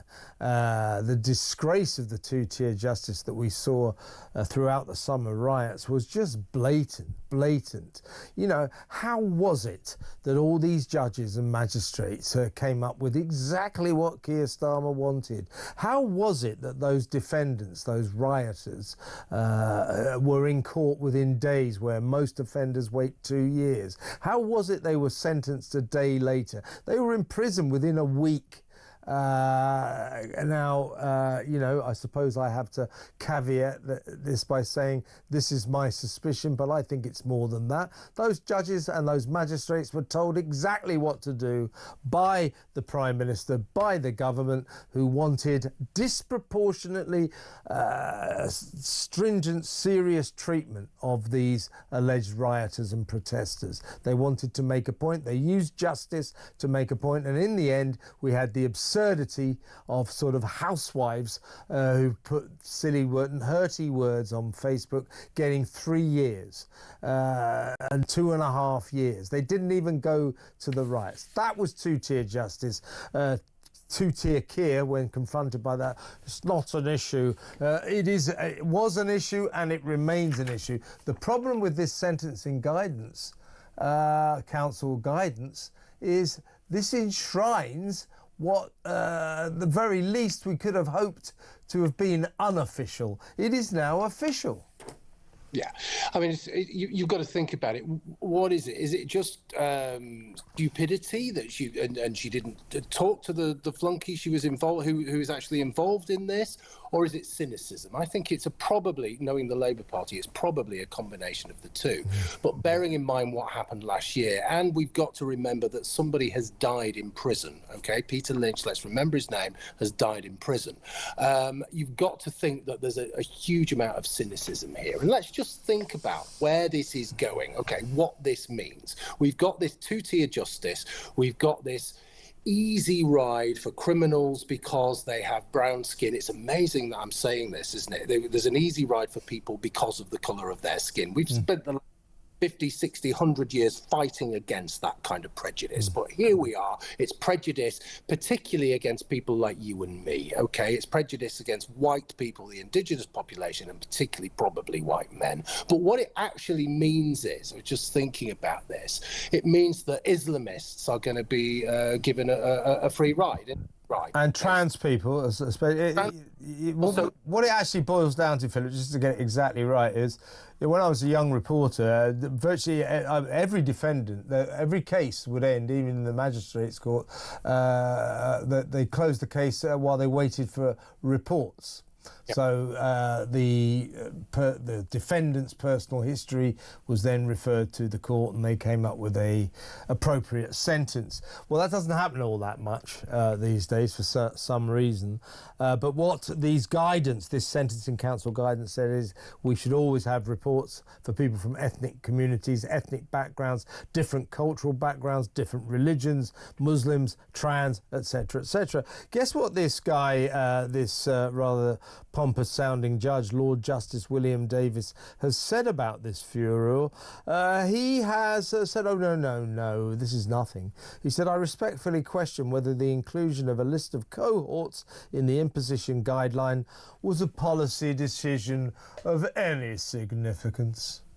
Well, Mr. Davis, or Lordy Davis, it was a decision of tremendous significance, because for the first time, committed to print, an official policy was brought into play that means certain people have different treatment in the courts to other sections of society. The official enshrining of two-tier justice, that is a extremely important policy decision of major significance. He's wrong, isn't he? He's absolutely wrong, and the implications are just absolutely catastrophic. But you get a sense from these people. You called him pompous, absolutely. I mean, that's a soft word. I can't actually express. It's a family show, Philip. Be careful. Exactly. Can't do that. But I mean, he's never been to places where, for example, there is negotiated policing, and I'm thinking of places just down the road here, like Dewsbury and Batley, for example. Okay, so if you are enshrining in the law what is actually happening on a casual, on the streets basis, then you are only going to make it 10 times worse. But more than that, what you're going to do is actually you're going to alienate people who are genuinely decent people. Now, I'm not saying, everybody of particular demographics is committing crimes. Of course not. I'm not saying that. But I am looking at the stats, and I am looking at the trends. I'm looking at the places where these things happen, okay? And what you're going to get is people who are decent people. They're going to say, look, we don't want to live here, okay? Because fundamentally, and it does come down to very simple things, right? At the end of the day, we care about very simple things, and we care about fairness. Is this country a fair place, or is it not a fair place? And I don't want to live in a fair place, because an unfair place, because I would be frightened. More than that, it puts at risk women and children, because the key crimes, we know about these stats that have just been published by Migration Watch, the key crimes that are happening over and over again by ethnic minorities are sex crimes, rape, grooming, that kind of thing. Okay, that's not racist to say that. We've seen the stats. They were published yesterday. Yeah. It's kind of giving a green light to that kind of thing. It's pushing it under the carpet. It's exactly the kind of thing that we had a few weeks ago. We were talking when all the grooming gang scandal, the rape gang scandal blew up, and everybody was trying to say, oh, well, we mustn't talk about it. And I'll tell you what, our reaction to that is actually to enact a de facto blasphemy law. That's what they do. And this is how they react to these things. And ultimately, what they're doing now is punishing the demographic, as I say, who pays the most taxes, who commits the fewest amount of crimes. That is suicidal for a government to do that. What they're doing, Philip, is they're abandoning one of the most sacred bedrocks of a free Western society, and that is that everyone, regardless of creed, class or colour, is treated equally, is equal in the eyes of the law, completely equal. And this ludicrous instruction by the Sentencing Council drives a truck through that. This is now two-tier justice. This guidance states that there will, from now on, not be equal justice, and that is fundamentally wrong. Philip, I've got to move on, but excellent to talk to you as always. Thank you so much for your time. Philip Kilsey there, the excellent senior fellow at the New Culture Forum. Let's go to break. When we come back, I'll play you a bit of Donald Trump. We'll take a couple of calls. A lot still to come.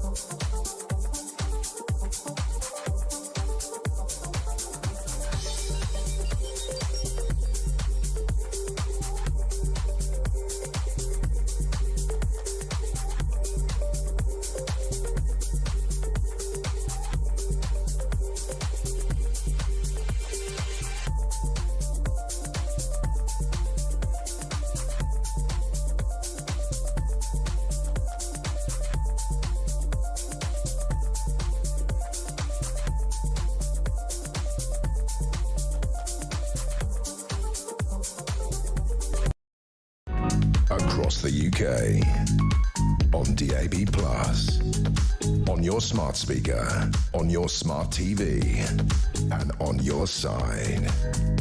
This is Talk. Welcome back. We're just going to play you a quick bit of Donald Trump. We broke the story earlier on that sensationally over in Saudi Arabia, Zelensky and the Ukrainian contingent have agreed with the Americans to a ceasefire in the war against Russia. No questions asked, no conditions. With a view to getting round the table with Putin's guys to work out a permanent peace. We are waiting for Russia's response. Obviously, the ball is now firmly in their court. Here is Donald Trump speaking about this astonishing development. Ukraine, ceasefire, just agreed to a little while ago. Now we have to go to Russia and hopefully President Putin will agree to that also. And we can get this show on the road. We can get this horrible war where 2,000-3,000 soldiers a week, every week, 2,000, 3,000, 4,000 sometimes. I get the reports. And they're not American soldiers. They're Ukrainian and they're Russian. But people are being killed outside of that. People are being killed in the cities as things explode throughout the cities. And we want to get that war over with. Ukraine has agreed to it, and hopefully Russia will agree to it. We're going to meet with them later on today and tomorrow, and hopefully we'll be able to wipe out a deal. But I think the ceasefire is very important. If we can get Russia to do it, that'll be great. If we can't, we just keep going on and people are going to get killed, lots of people. Well, you say what you like about Donald Trump, but he gets things done, doesn't he? We're going to break now. When we come back, we'll talk to James Melville. We need to talk about more parliamentary shenanigans after we spoke just now about Sir Lindsay Hoyle, the Mr. Speaker who travels the world in great luxury, in great style, spends thousands of pounds of taxpayers' money staying at lovely hotels, renting chauffeur-driven cars, flying first and business class. Why? Well, you know, it's not the first expenses row to engulf the House of Commons, is it? Will this lot ever learn? We'll talk about another case after this break.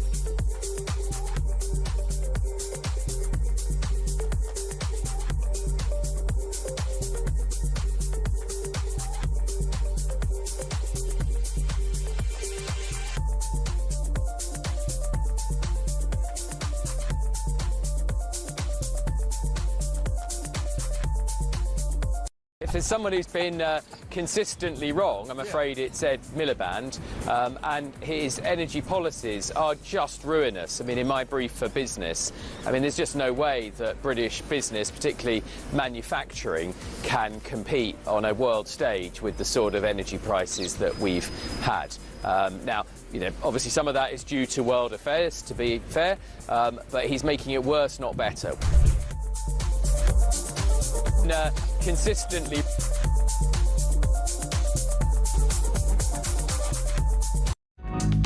across the UK. On DAB+, on your smart speaker, on your smart TV, and on your side. This is Talk. Well, we've been talking about long-haul Hoyle, Sir Lindsay Hoyle, the Mr. Speaker, who seems to travel the globe constantly, glamorously, expensively, funded by us. He says these are important working trips, seems to go on a lot of them, to places like LA, Australia, the Cayman Islands, Montserrat, all lovely places at great expense. He's always going to Gibraltar, takes his wife along sometimes as well. So he doesn't seem to have learned. Do you remember was it 2009, the massive scandal involving expenses, the MPs' expenses? Some MPs ended up in prison, others lost their jobs, had to step down. They were serially fiddling their expenses. Now, no one is suggesting in any way that Sir Lindsay Hoyle is fiddling his expenses, but you might say he hasn't learned the lessons of the past, nor have so many of them. Let's talk about Jess Phillips, Labour firebrand and all that. She has broken the rules for the third time, failing to declare her free tickets to the Chelsea Flower Show. She went to that flower show. She got complimentary entry and a free dinner last May the 20th. She didn't own up until November the 4th. That was 169 days late. They have to declare freebies within 28 days. In May 2022, she was found to have inadvertently registered income from public speaking engagements, TV appearances and newspaper articles late on 18 occasions. The following year, she was late again, informing the Commons authorities about a university lecture payment late. So on they go. Now, if you remember the Free Gear Keir, he was in a world of trouble as well. So tickets to Arsenal football matches against Crystal Palace and Watford. His tickets to Arsenal Palace, £720. Watford, £1,416. And £18,000 advance payment from publishers HarperCollins, an advance payment, and oil painting valued at £1,500 from artist Tim Benson, and tickets to the British Kebab Awards and the Taste of London event gifted by Just Eat. All of these items were declared after the requisite 28 days, as was his wife. Remember, Lord Wahid Ali gave Keir's wife, Victoria, I think it was about £5,000 worth of free clothes. That wasn't declared until after the 28 days. That was the free gifts that earned Victoria the hilarious nickname Victoria Sponger. These people just play fast and loose with all of these rules. They always go, oh, it's an administrative error. Oh, it was an oversight. Is it about time that the Parliamentary Standards Office started imposing their rules and regulations, fining them, kicking out of the house? Because what they do is they serially just ignore these rules, and it's a recipe for disaster, if you ask me. Let's talk to social and political commentator James Melville. Well, you got the gist of that, James. We've talked about Lindsay Hoyle. You and I spoke about him last week. His story seems to go from bad to worse. Now it turns out he's been taking his wife on loads of these trips. Been to Gibraltar 4 times because he's the Chancellor of the University of Gibraltar. Well, that's not a parliamentary role. Why are we paying for 3 of his parliamentary staff to go to Gibraltar and stay at the luxury Rock Hotel? Why are we paying for this? And now we've got these stories. Jess Phillips, the Parliamentary Standards Authority, just said, oh, it's a minor infringement, so we accept the apology. Same for Keir Starmer. Late with... these MPs should be brought to book. These MPs should obey these rules and be made to stop being so casual about them, don't you think? I completely agree, and I'm glad we're on this theme a lot, Kevin, because I think it's time to almost have a UK version of Doge. You know, the Labour Party itself, the government are not going to do that to themselves, so therefore it's up to everyone else to try and expose it. And hopefully we might get a better government one day who will end this sort of nonsense. Now, it's not just the fact that they're taking our taxpayers' money and, you know, indulging themselves always in good locations, funnily enough, and always in sort of in environments that are more than pleasant, like the Chelsea Flower Show. And meanwhile, us plebs, during a cost of living crisis, combined with a Labour government who are punishing communities that previous Labour governments would never go towards, like, for instance, pensioners and the winter fuel allowance and their proposed welfare cuts on the severely disabled.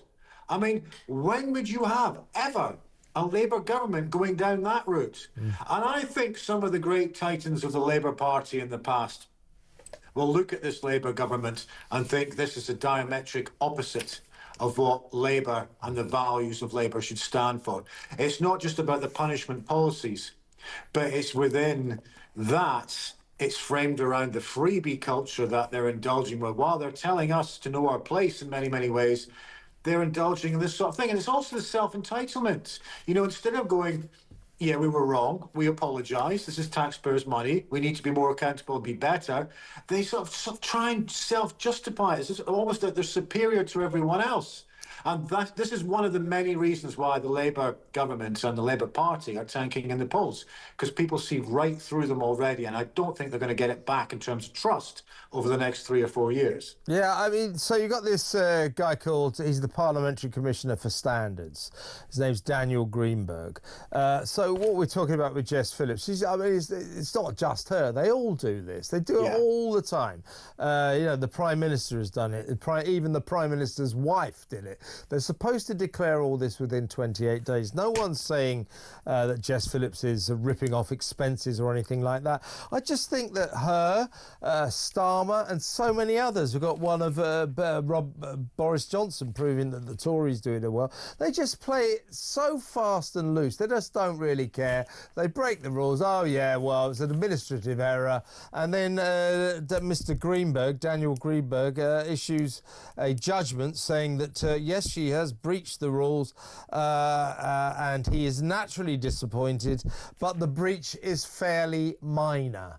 You know, never mind that. What are the point of these rules if you're just going to go, oh, well, you know, you do, yeah, don't worry about it. Make these rules hard and fast and make them adhere to these rules. And if they don't, they get kicked out, suspended, they get massive fines or something like this.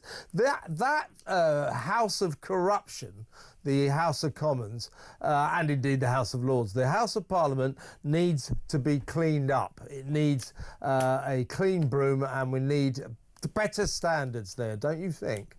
Completely agree. This has been going on for a long time, and it goes back, as you touched on, to the expenses scandal, which is basically over 15 years ago.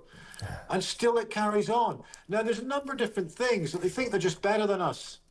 You know, they're treating us like suckers. So you've got the expenses scandal back in the day, but then you've still got the freebies culture that's going on now during a cost of living crisis with the government that's implementing forms of austerity 2.0 in different communities, whether it's farmers, pensioners, students, you know, betrayal to WASPy Union, women, and also the council tax going up and energy prices going up. All of these things are going on, combined with other things where they're saying we need to all save the planet, know our place, do our bit for net zero, as they're strutting around at top in their motorcades and their private jets. And then it goes back even further during lockdowns, Partygate. And so they're telling us on so many different issues, they're telling us to know our place and do our bits and restrict ourselves, yet they're carrying on like this on our money, taxpayers' money, during a cost of living crisis, and doing this stuff holier than thou sanctimonious nonsense. Yeah. And we've had enough of it. In terms of parliamentary standards, one of the things that any party should be saying is that when we get in, we're going to clean this up. We are going to clean up all of this mess and make sure that our politicians first and foremost, are accountable and transparent and doing the right thing in terms of their expenses or second jobs or freebies or whatever. Because this is part of the reason why we don't trust our politicians, because they're behaving like this. Yeah, listen to what Jess Phillips said in explanation. Yeah, she accepts it was her. She takes full responsibility, but I can only assume I did not do as I normally would have because of the shock of the calling of the general election. I can only fully apologise for this, and I sought to be completely transparent about it as soon as I realised my mistake. They always come out with this stuff. Administrative error, oversight. I say to Daniel Greenberg, the Parliamentary Commissioner for Standards, start making your rules count. Bring in fines or something. If you told them £5,000 if you go over the 28-day limit, trust me, they would start declaring. If you don't have discipline in these areas, we have a real problem. And right now, the lack of discipline in this area resembles the lack of discipline that was around in 2009. And we know what happened then, the expenses scandal.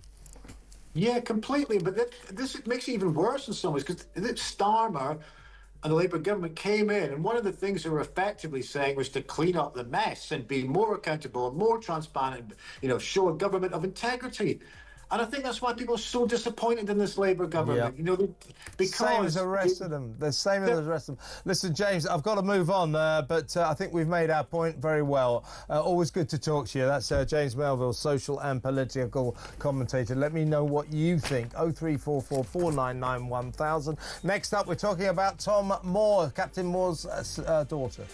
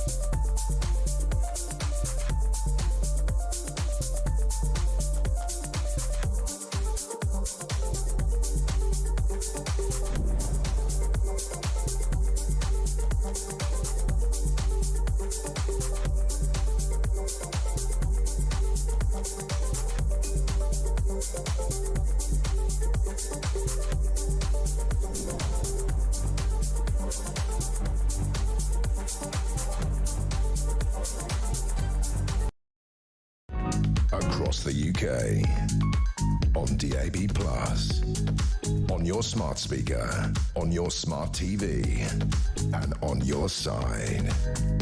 This is Talk.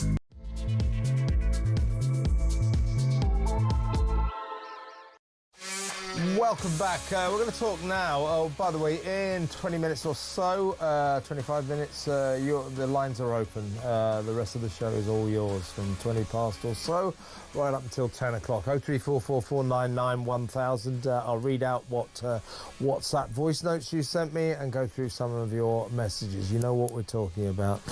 I'll run through some of the topics in a little while, but let's get straight to business now. This is a kind of a sad story. It really is, because we're talking about the late, great Captain Sir Tom Moore, who stole the nation's heart when he raised £38.9 million for the NHS for COVID charities after marking his centenary when he was 100 years old by walking 100 laps of his Bedfordshire garden, if you remember, on his walking frame. Astonishing.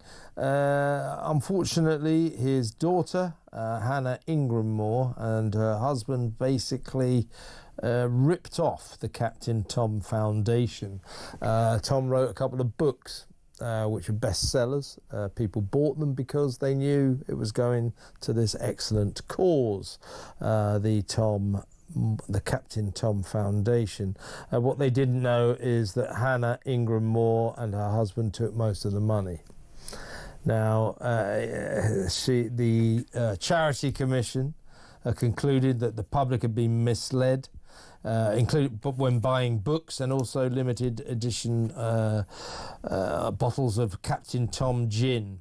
They didn't realise that what they were doing when they bought these products, there's Tom with the book, was lining the Ingram Moore's pockets.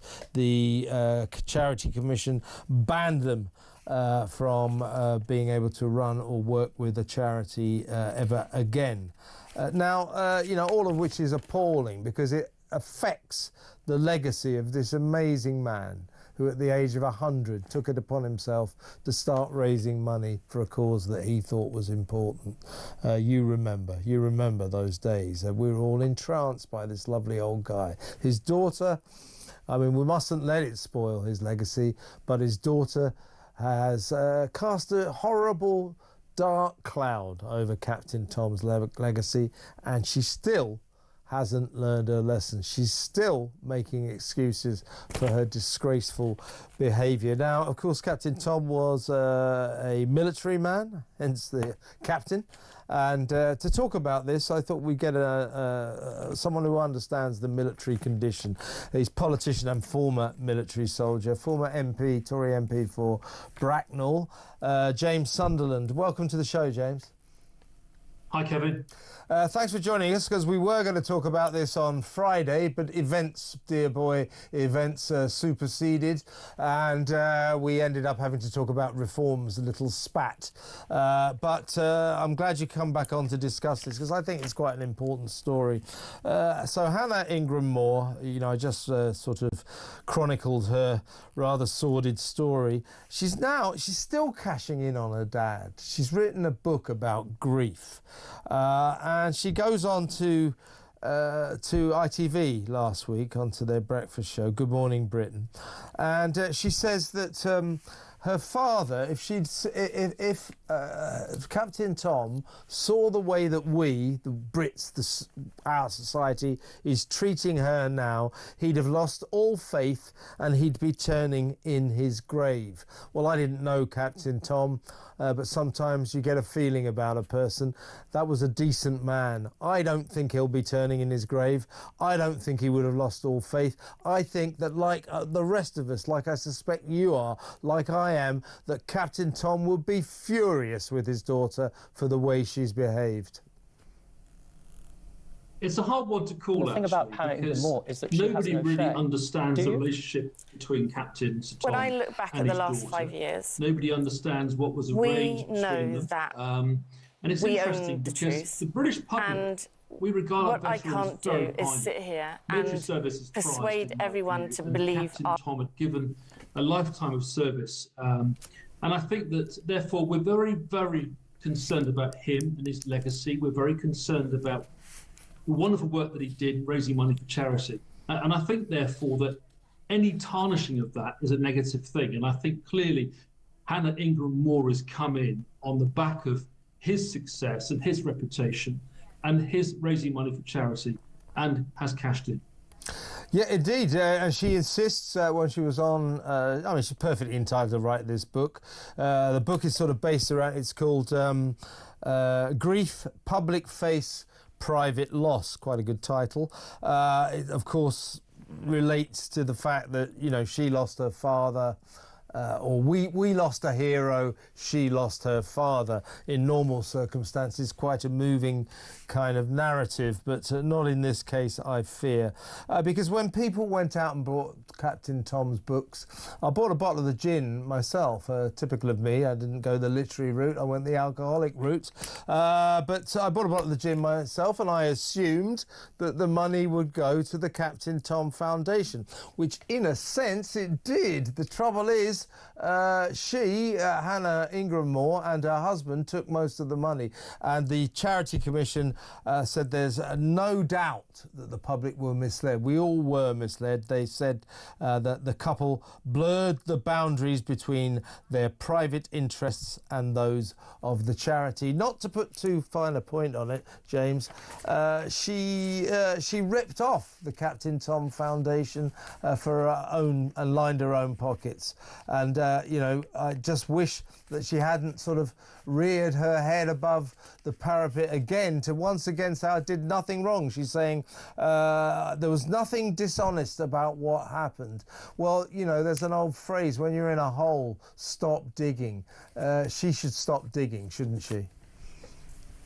I think so. It's interesting, isn't it, that the money that was raised by Captain Tom in the first place went to charity, went for the right causes. Mm-hmm. And I think that when the Captain Tom Foundation was set up, people were quite right in thinking that the money that they were parting with was going to go to benevolent causes. So I think that there was clearly a clear understanding from people that the money they were going to be spending was in aid of charity. The sad thing is those lines have become blurred, and whether you call it nepotism, whether you call it taking advantage of a situation that you find yourself in, whether you're accused of cashing in your father's name, you know, I think the criticism level at Hannah Ingram Moore is not without foundation, but it is important to mention the fact that had Hannah Ingram Moore or her husband broken the law, they'd probably be in jail right now. So this is less about being illegal or illegal activity. This is much more about ethical behaviour and tarnishing a memory and cashing in for personal circumstances of personal gain. And I think what's interesting also with Hannah Ingram Moore is the fact that because she's become a figure of notoriety, because her conduct clearly you know, compares unfavourably with her father, I think whatever she does now is going to attract some negative headlines. Indeed, but as I say, she keeps making things worse for her. I wish she would just bow out gracefully, as it were. So just to recap, in 2022, the Ingram Moores, Hannah and her husband, refused a request by the Charity Commission to, and I quote, honour the commitment made by Sir Tom in the foreword to his book. They twice were asked to rectify matters by making a donation to the charity. They meant, I think, all the money from the books. But after fees were taken into account, the family actually pocketed about £800,000. Now that's just that feels all wrong to me. Yeah, it's cashing in, it's taking advantage. I mean, one, it's not necessarily illegal. Of course, it's not illegal. I mean, who would want the Charity Commission writing an adverse report against you? In terms of reputation, it's very, very damaging. And, you know, for me as a politician, former army officer, reputation is very, very important. And I think that, you know, I'd want to repair the damage that was caused if I had acted inappropriately or in an untoward manner. Unfortunately, Hannah Ingram Moore and her husband do appear to be sort of digging themselves a deeper hole. They're writing books, they're cashing in on the name. And of course, notoriety in terms of making money isn't necessarily a bad thing. But it does leave a sour taste. If you think back to Michelle Mone, for example, and others who cashed in, you know, during the PPE scandal, you know, it left people like me and others, you know, nursing a hangover because we were part of the government at the time that made these decisions. But of course, we acted you know, appropriately at all times. So I think that there is a risk here that reputational damage being caused by one individual can have that adverse follow-on effect for other people who are wrapped up in it. So personally, I would rather Hannah Ingram Moore and her husband accept the fact that they've inherited a wonderful legacy, that the father was a wonderful man, that they made a bit of money out of it. There is clearly a great area in respect of the books that were written. I mean, did Captain Sir Tom write the book or the books to benefit the family? He may well have done. But I think there's a point in time at which you should stop cashing in.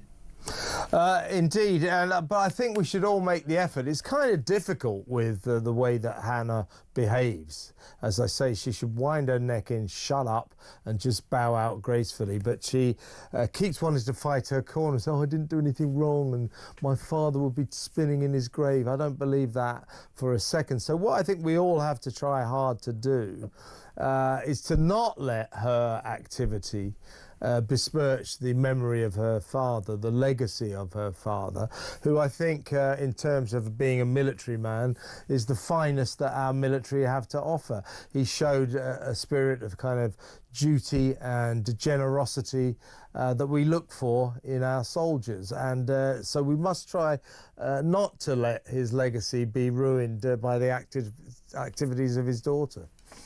Yeah, I agree. I mean, I think his legacy is pretty safe. I mean, there aren't many people out there who would talk against Captain Sir Tom Moore, wonderful man who did the most amazing thing. And don't forget, in the context of COVID, what he did was truly inspirational. I mean, it inspired me to do things and to go out and do a bit more, perhaps, for benevolent causes. But the bottom line is we live in a free society, and ultimately, Hannah Ingram Moore has decided to do what she's done. She has cashed in. She's benefited from the legacy.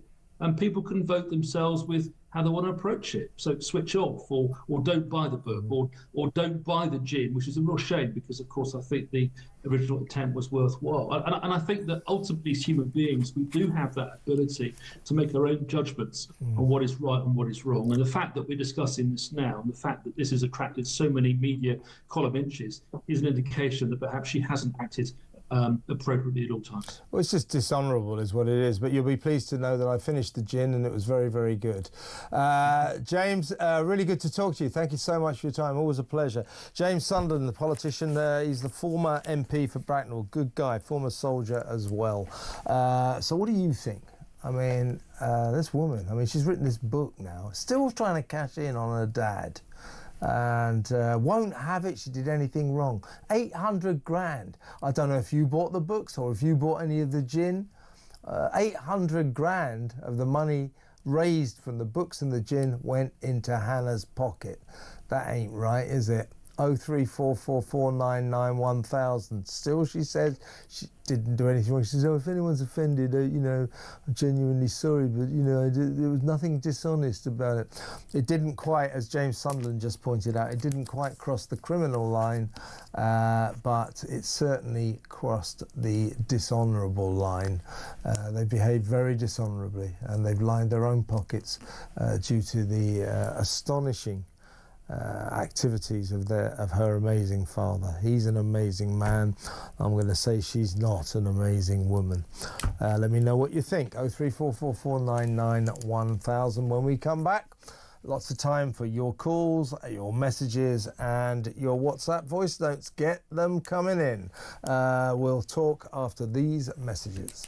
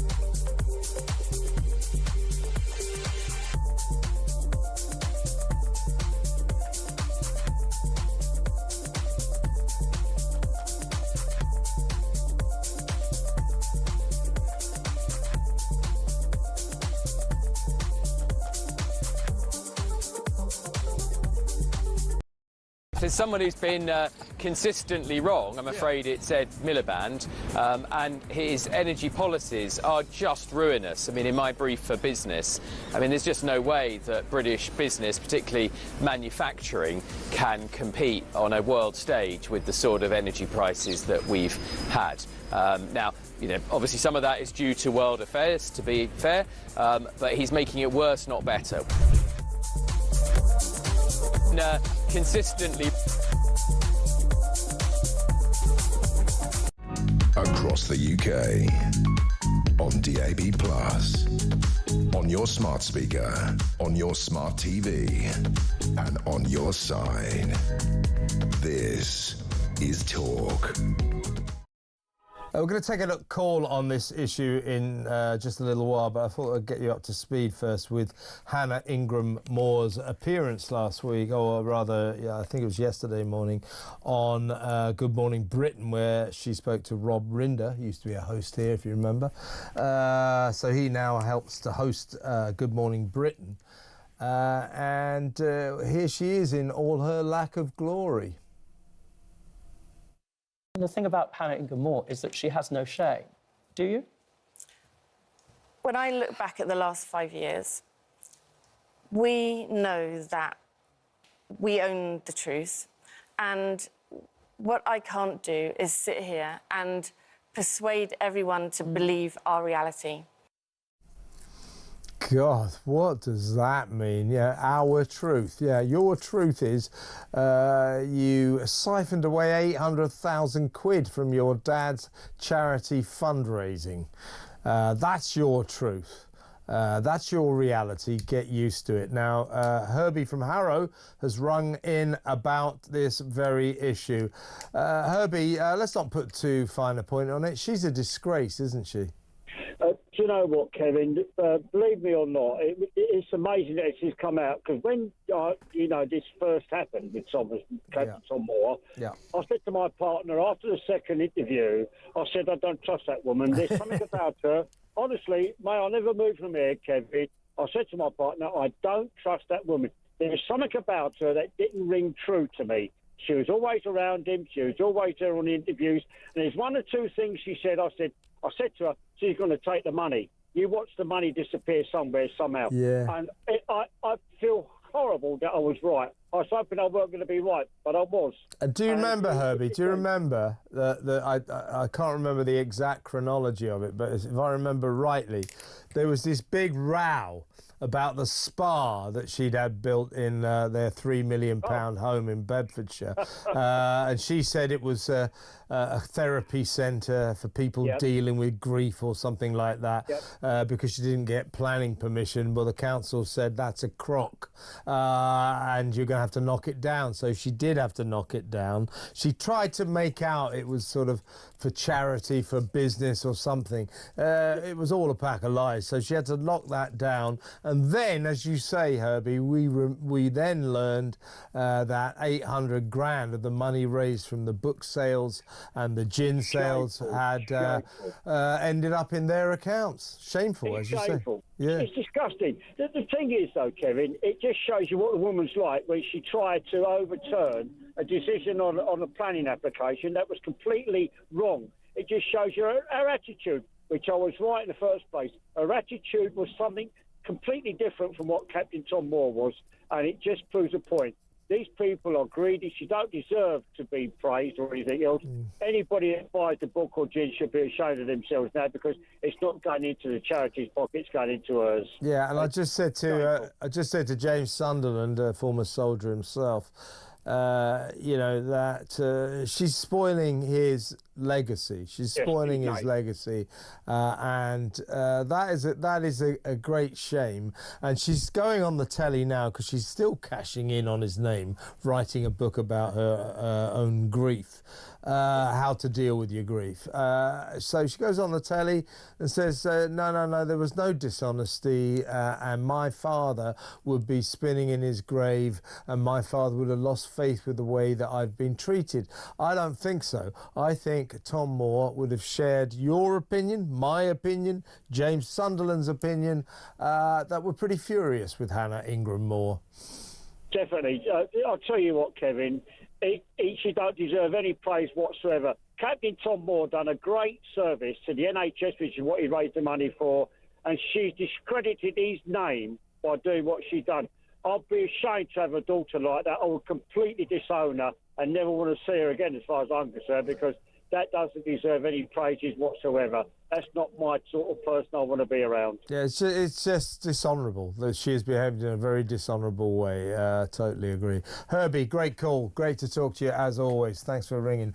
Herbie in Harrow there. What do you feel about Hannah Ingram Moore? Let me know. 0344 499 1000. Read you out before we go to Gary. He's a new caller from Cheshire. We'll speak to him in just a second.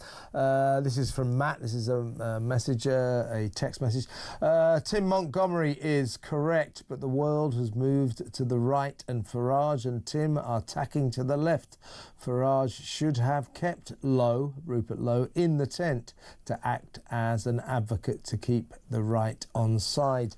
Yeah, I mean, that's fairly good advice, except for the fact you've got to accept it became impossible. You know, for whatever reasons, it became impossible for Nigel Farage and Rupert Lowe, and indeed the other MPs, to carry on being a team. None of them felt they could work with Rupert Lowe anymore. He didn't feel he could work with Nigel Farage. You know, he gave that interview to the Daily Mail last week saying Nigel Farage had a messiah complex and Reform UK were little more than a protest group. Farage slapping that down now. Why did he give that interview? Because he was sensing that maybe Reform UK were going to dump him. You know, basically he felt he was on the outs and he reacted. That's the speculation, that's the suggestion.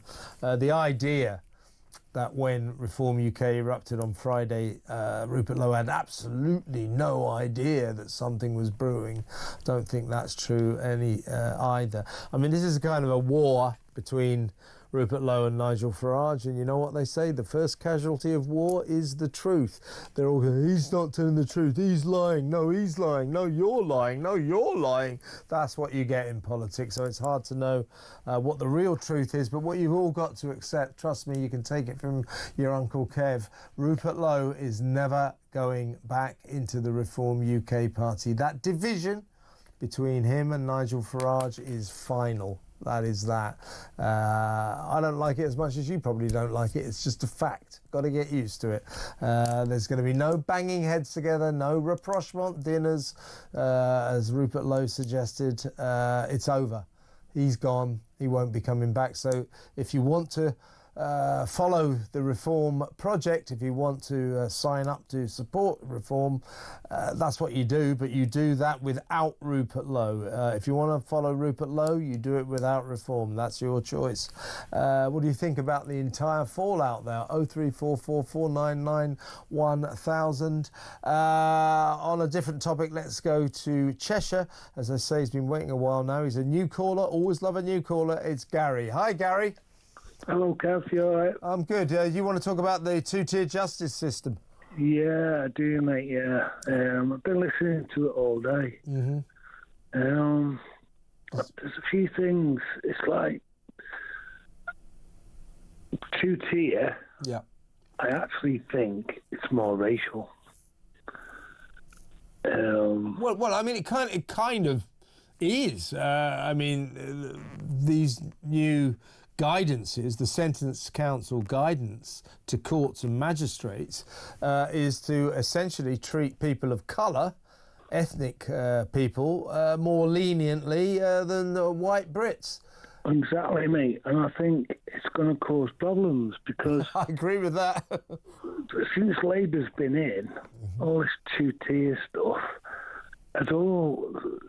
it's just evolving into a racial situation, which I think is going to blow up in the face. Well, you're right, Gary. It's a very good point. What this does is it sort of throws a match into the petrol can, doesn't it? It stirs up racial division. I mean, we should stress it's not just racial, because they also pointed out, trans people should get special treatment as well.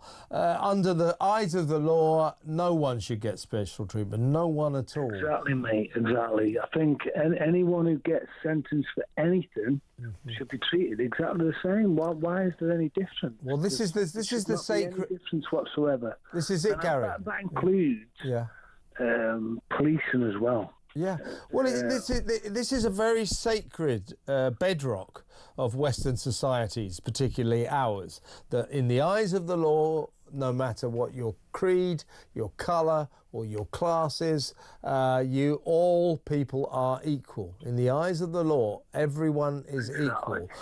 From a member of the royal family to a homeless person. But what the Sentencing Council have done now is they've changed that. They've told magistrates, they've told courts to take into special account people's ethnic background, their religious backgrounds. Are they Muslims? Are they trans? Are they people of colour? If they are, then we treat them specially. We treat them more leniently than, shall we say, someone like me, some kind of tedious white middle-class heterosexual. I'm going to get a really bad deal at the courts. Sounds like you will too, Gary, if you know what I mean. That's not right. It's not right. Do you not think that this is a bit of a litmus paper for future? To me, it's like a racial thing. There's already stress. It's like a nervous breakdown for the country. Yeah, there's going to be a straw that breaks the camel's back. Yeah, this is the sort of thing that I know this because this story broke a few days ago when we got this amazing proof that the Sentencing Council had written this down. We always knew there was kind of unofficial two-tier justice. We found that out during the Southport riots, during the summer of riots. But now here it was officially written down, and people, I know this from my switchboard, from my messages, people were furious, Gary. They really were. I just think it's a bit of a litmus paper. Yeah. We'll see what develops, but this situation is not good. Gary, that's your first call. Don't make it your last. It was very good to talk to you. Thank you very much. Very good call. Gary in Cheshire. Let's go to break now. I'll read some more messages, take some more phone calls. You know what we're talking about. 0344 499 1000. Back in a mo.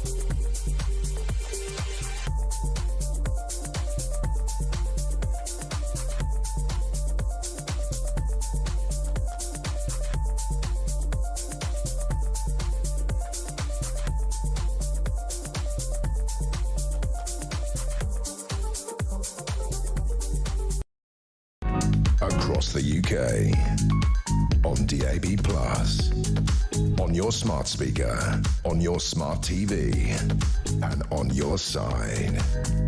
This is Talk. Welcome back. Here's a message from Rachel. This is about the ceasefire. Well, it's not quite an agreement exactly. Ukraine have agreed in principle to a ceasefire with no conditions, no questions asked. Obviously, we're waiting now to see if Russia will agree to that. Again, I would suspect with no questions asked, but certainly astonishing developments. And Rachel writes, a potential ceasefire. This is amazing news. Personally, I love Trump, but even if you're not a fan, you can't deny the achievement by Trump and Vance in a matter of weeks. Praying this is the start of a lasting peace. Very good text that, Rachel, and a very good point. This is from Steve. Steve writes, Abu Wadi, that's our friend, the Jew-hating Hamas maniac who has been arrested 4 days after he arrived for illegally attempting to enter the country. He, more than attempted, he achieved it, didn't he? What about all the other migrants who came in that day, 234 of them? What about the 23,000 migrants, 24,000, whatever it is, since Keir Starmer became Prime Minister? These people are just given 4-star hotels, free food, 45 quid a week, free dentists, free doctors, free lawyers to fight their case to stay. None of them are arrested for trying to enter the country illegally, even though that's exactly what they all do, because they all turn up in illegal boats. Most of them throw their documents into the English Channel. Therefore, they don't have any documents. They come on an illegal boat. They are breaking the law left, right and centre. Why, like Abu Wadi, are they not charged? Why? Why can we suddenly do one just because he ends up on the front page of the Mail on Sunday? It's all wrong, isn't it? Let's go back to the phones. Let's talk to Caroline in London. Hi, Caroline. Oh, hi, Kevin. If I may, can I make a couple of points? Of course. I mean, the way I'm getting to think about all this is that the British people are at war and our enemy is our government and our civil service. Yeah. That's how I'm feeling, and every single day I put talkTV on, I get more and more just bewildered as what we're going to do. And you've got the MPs, the Leader of the Commons, the councils milking the system, and we are all paying for it. And I don't know when this is going to end, but this can't continue. They're bleeding us all dry. Yeah. And the amount of anger in the country is palpable. I feel it everywhere. I'm trying to work out, Caroline, what do you think it is this government is trying to do for us? In what way, since they came in last July the 5th, have they improved any of our lives? You know, are our energy bills way down? Are we freer? Are we richer? Are we happier? What are this lot doing to make our lives better? I don't perceive anything, nothing at all. They're just doing a great deal of nonsense to make our lives worse. But I think that's the plan. I can't think of any other reason. I mean, you know, not one single thing that comes out of their mouth is anything to do with the British taxpayer. Yeah. Every day we're hearing more and more about foreign criminals, paedophiles, whatever, just basically walking away. Yeah. The migrant crisis is an absolute catastrophe. It's not just illegal migrants. You know, what did we get? 45,000 last year. This year, I'd say we're on for 50 or 60. The amount is definitely going up under two-tier Keir because he's got no deterrence. They've been coming in 261 again yesterday. That's 10 days in a row. Something like 2,500 in 10 days. So they're coming in at the rate of about 250, 260 every single day, and the government's doing the square root of damn all about it. Nothing at all. And it's changing, bearing in mind also we have about 1 million legal migrants allowed in every year. The whole nature of this country is changing. And before you know it, we're going to have a Muslim party. Oh, well, we almost got that. Exactly. Well, then it's not. We've almost got that. Exactly. Well, then it's not. Then what's going to happen? This is my. It really, really keeps me up at night. I mean, it's very serious. Mm-hmm. And now with reform, which is a complete disaster, and from my point of view, reform's over, finished. And where do we go? Why do you... look, I've got to go in a second, but I'm very interested in what you just said, because I'm getting a lot of people saying that. Why do you think that this explosive spat between Farage and Rupert Lowe is the end of reform? I think it is to do with Farage. I think he was threatened. Rupert Lowe became very popular, very well spoken, asked fantastic questions, a man of integrity. He gives his salary away every month to his constituency. Not any other MP I know of does that. And look at Ben Habib. Ben Habib had the same issue with Farage. There's a pattern. He built up UKIP, he got bored, he left. He started reform, didn't want to be part of it, went to America, got bored, came back, became leader. His aim was to ruin the Tories, which he's done a good job of, but now he's actually ruining the country. I mean, if this carries on, this is catastrophe for us. I'll tell you what worried me, Caroline, was when he started talking about letting the ISIS bride terrorist Shamima Begum back into the country. Rupert Lowe talks about mass deportations. Now, I accept that practically they'd be very hard to expedite. It would be hard to bring them about. But what you get from Nigel Farage is, oh, no, it's just not possible. We just won't be doing it. And it just doesn't sound like reform anymore. They're sounding more and more like some sort of boring backbench Tory, if you know what I mean. Well, I to be honest, I'm wondering whether this is not the real Farage and it's someone else wearing seriously, wearing a Nigel Farage mask. Yeah, seriously, because he talked about deporting for years. Now he's got some.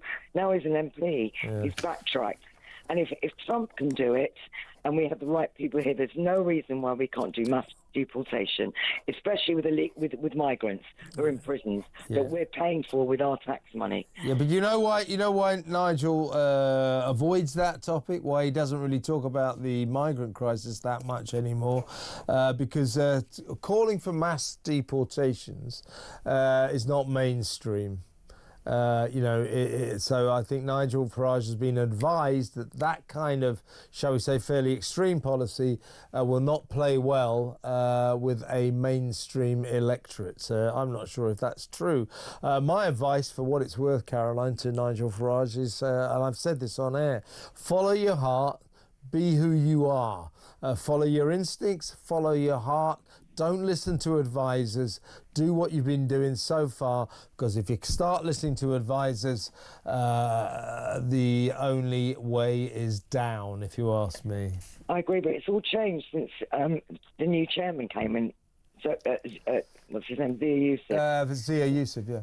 So I don't know, but I'm just hoping for a miracle, wherever that might come from. Look, Caroline, I believe, in my heart of hearts, I believe, and I'm not standing here as a reform supporter. I make a point of not supporting any parties. I don't think it's a particularly good thing for a presenter to do. I'm not pretending I'm the most impartial host in all of broadcasting, but I don't support any particular party. But I do find the reform project interesting, and I do think they will get over this Rupert Lowe problem. But the test case will come at the Runcorn by-election, so all eyes are on that. Caroline, really interesting to talk to you. I've got to move on, but great call. Caroline in London. Let's go to Susan, who I think is sort of on the same topic. Got a little note here, Susan, on underneath your name saying, who do we even vote for now? Am I discerning from that you won't vote for reform? Well, I will vote for reform, but I'm a member of reform and I won't renew my membership. I believe it's up in June. Why is that? Explain that, Susan. Well, I'm so disillusioned. Yeah. I just don't want to give more. I don't want to give money, even though it's only £25. It's not, but it's not about the money, is it? It's not about the money. It's not. You're disillusioned by the project. So what do you think? Do you think Reform have just turned into like one of the other parties, like the Tories or Labour? Is that your problem? Totally turned into, it's like a Conservative mock two, yeah.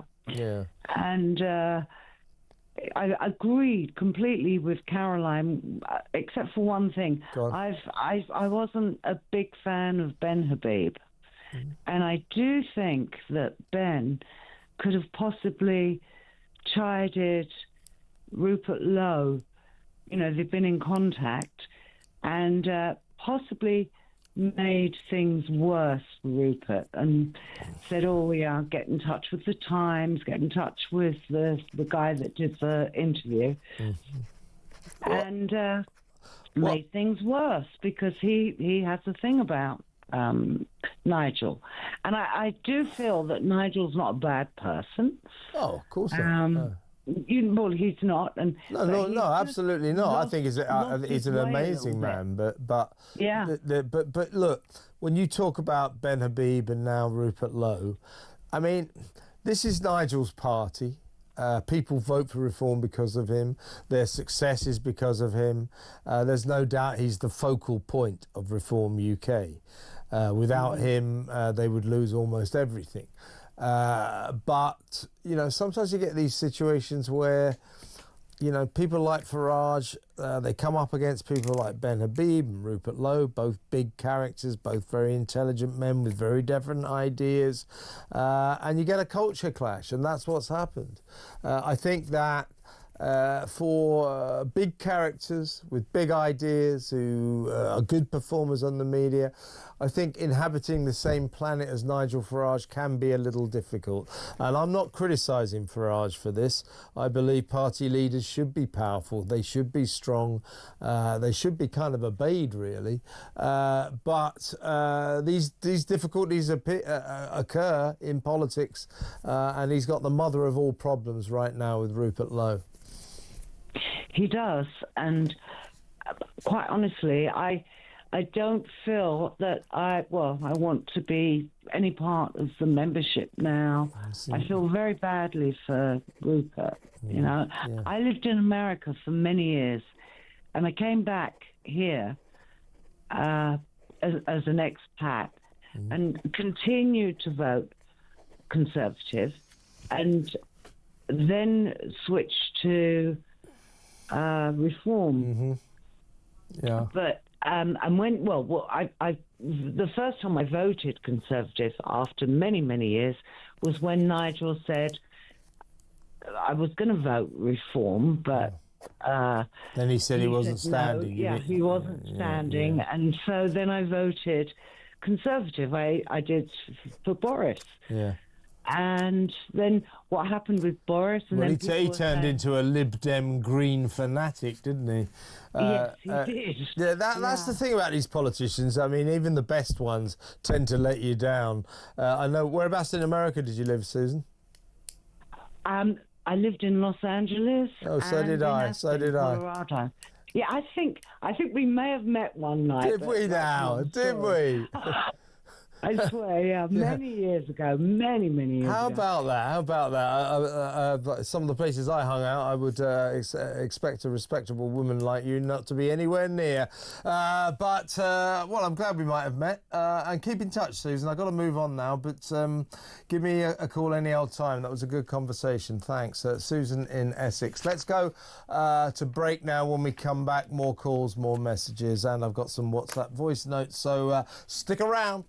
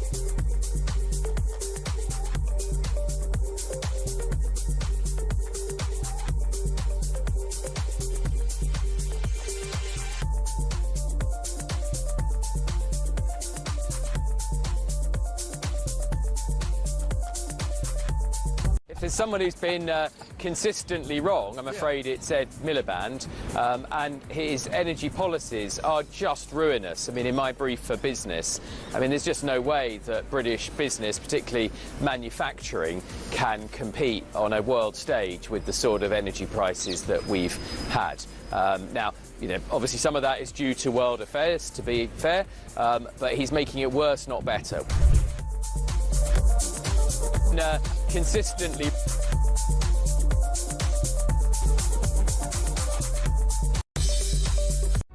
Across the UK, on DAB+, on your smart speaker, on your smart TV, and on your side.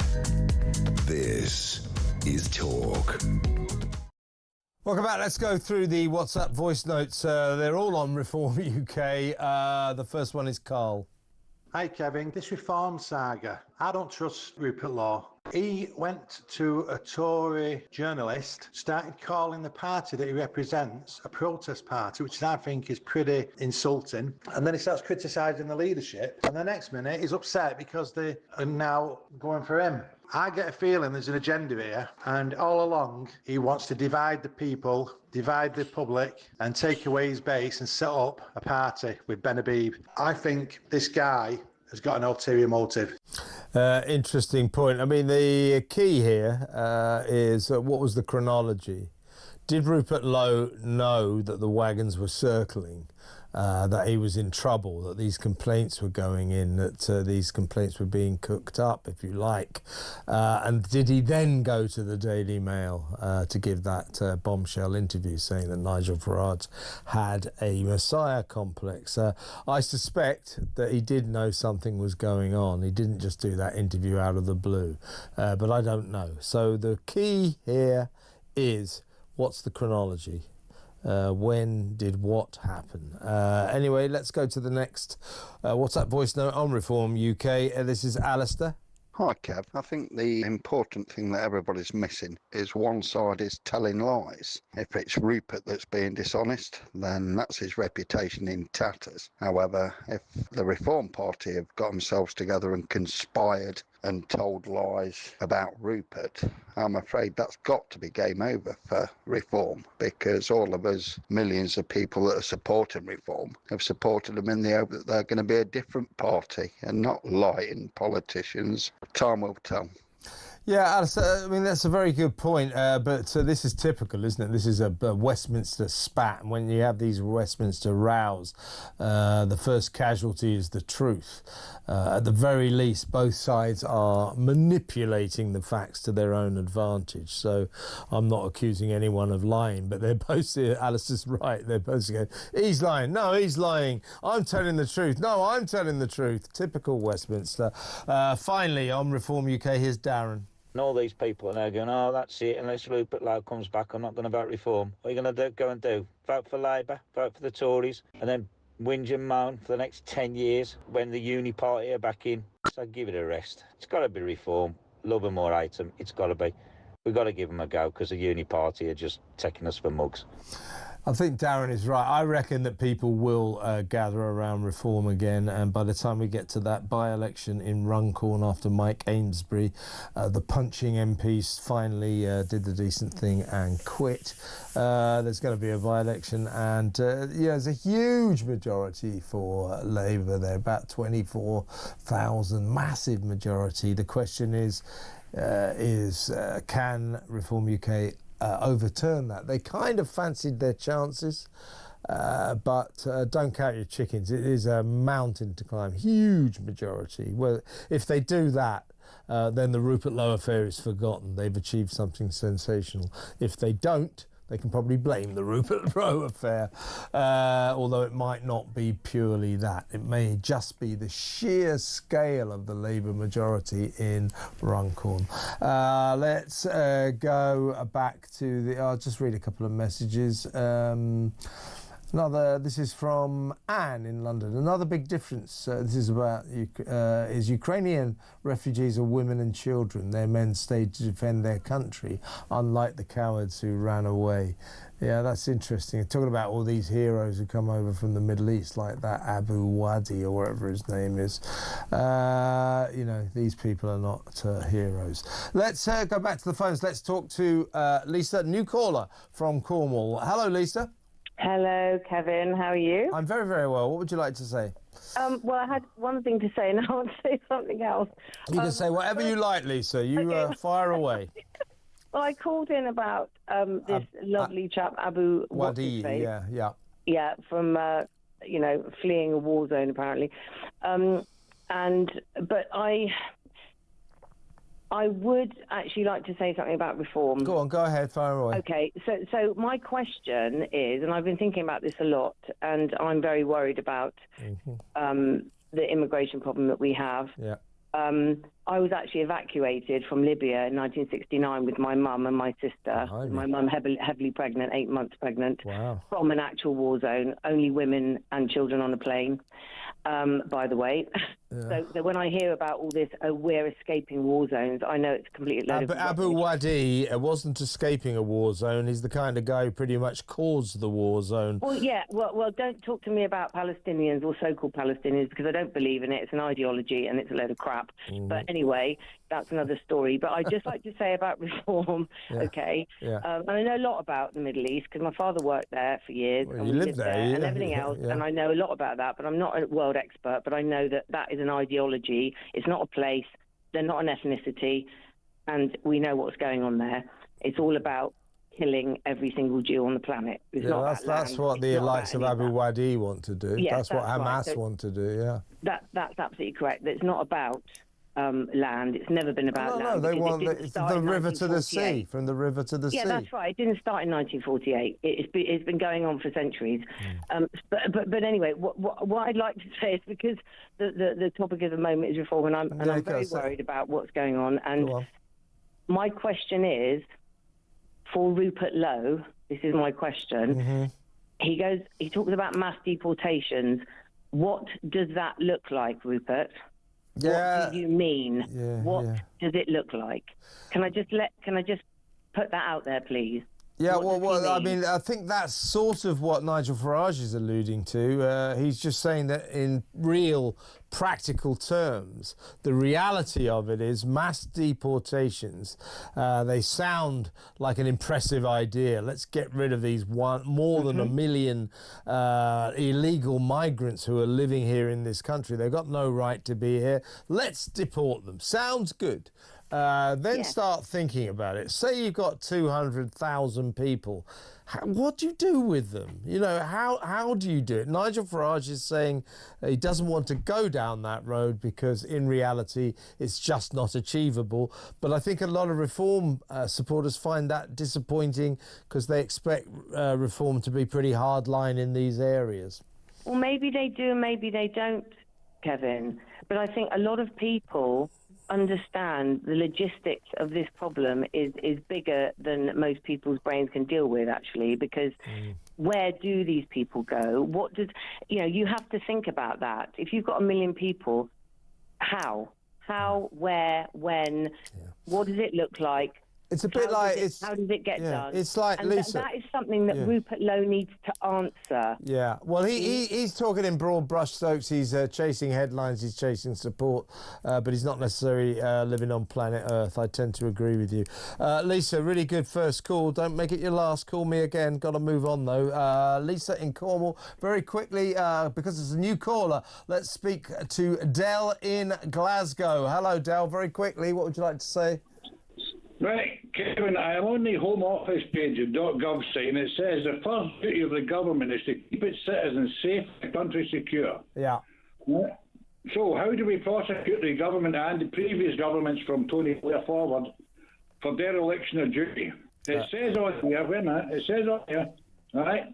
Yeah. Well, hang on. Yeah, well, I take your point. Has there been a dereliction of duty? Well, I suppose we're still all vaguely safe. So, but it is worth asking that question. Del, I've got to move on because the show's nearly over.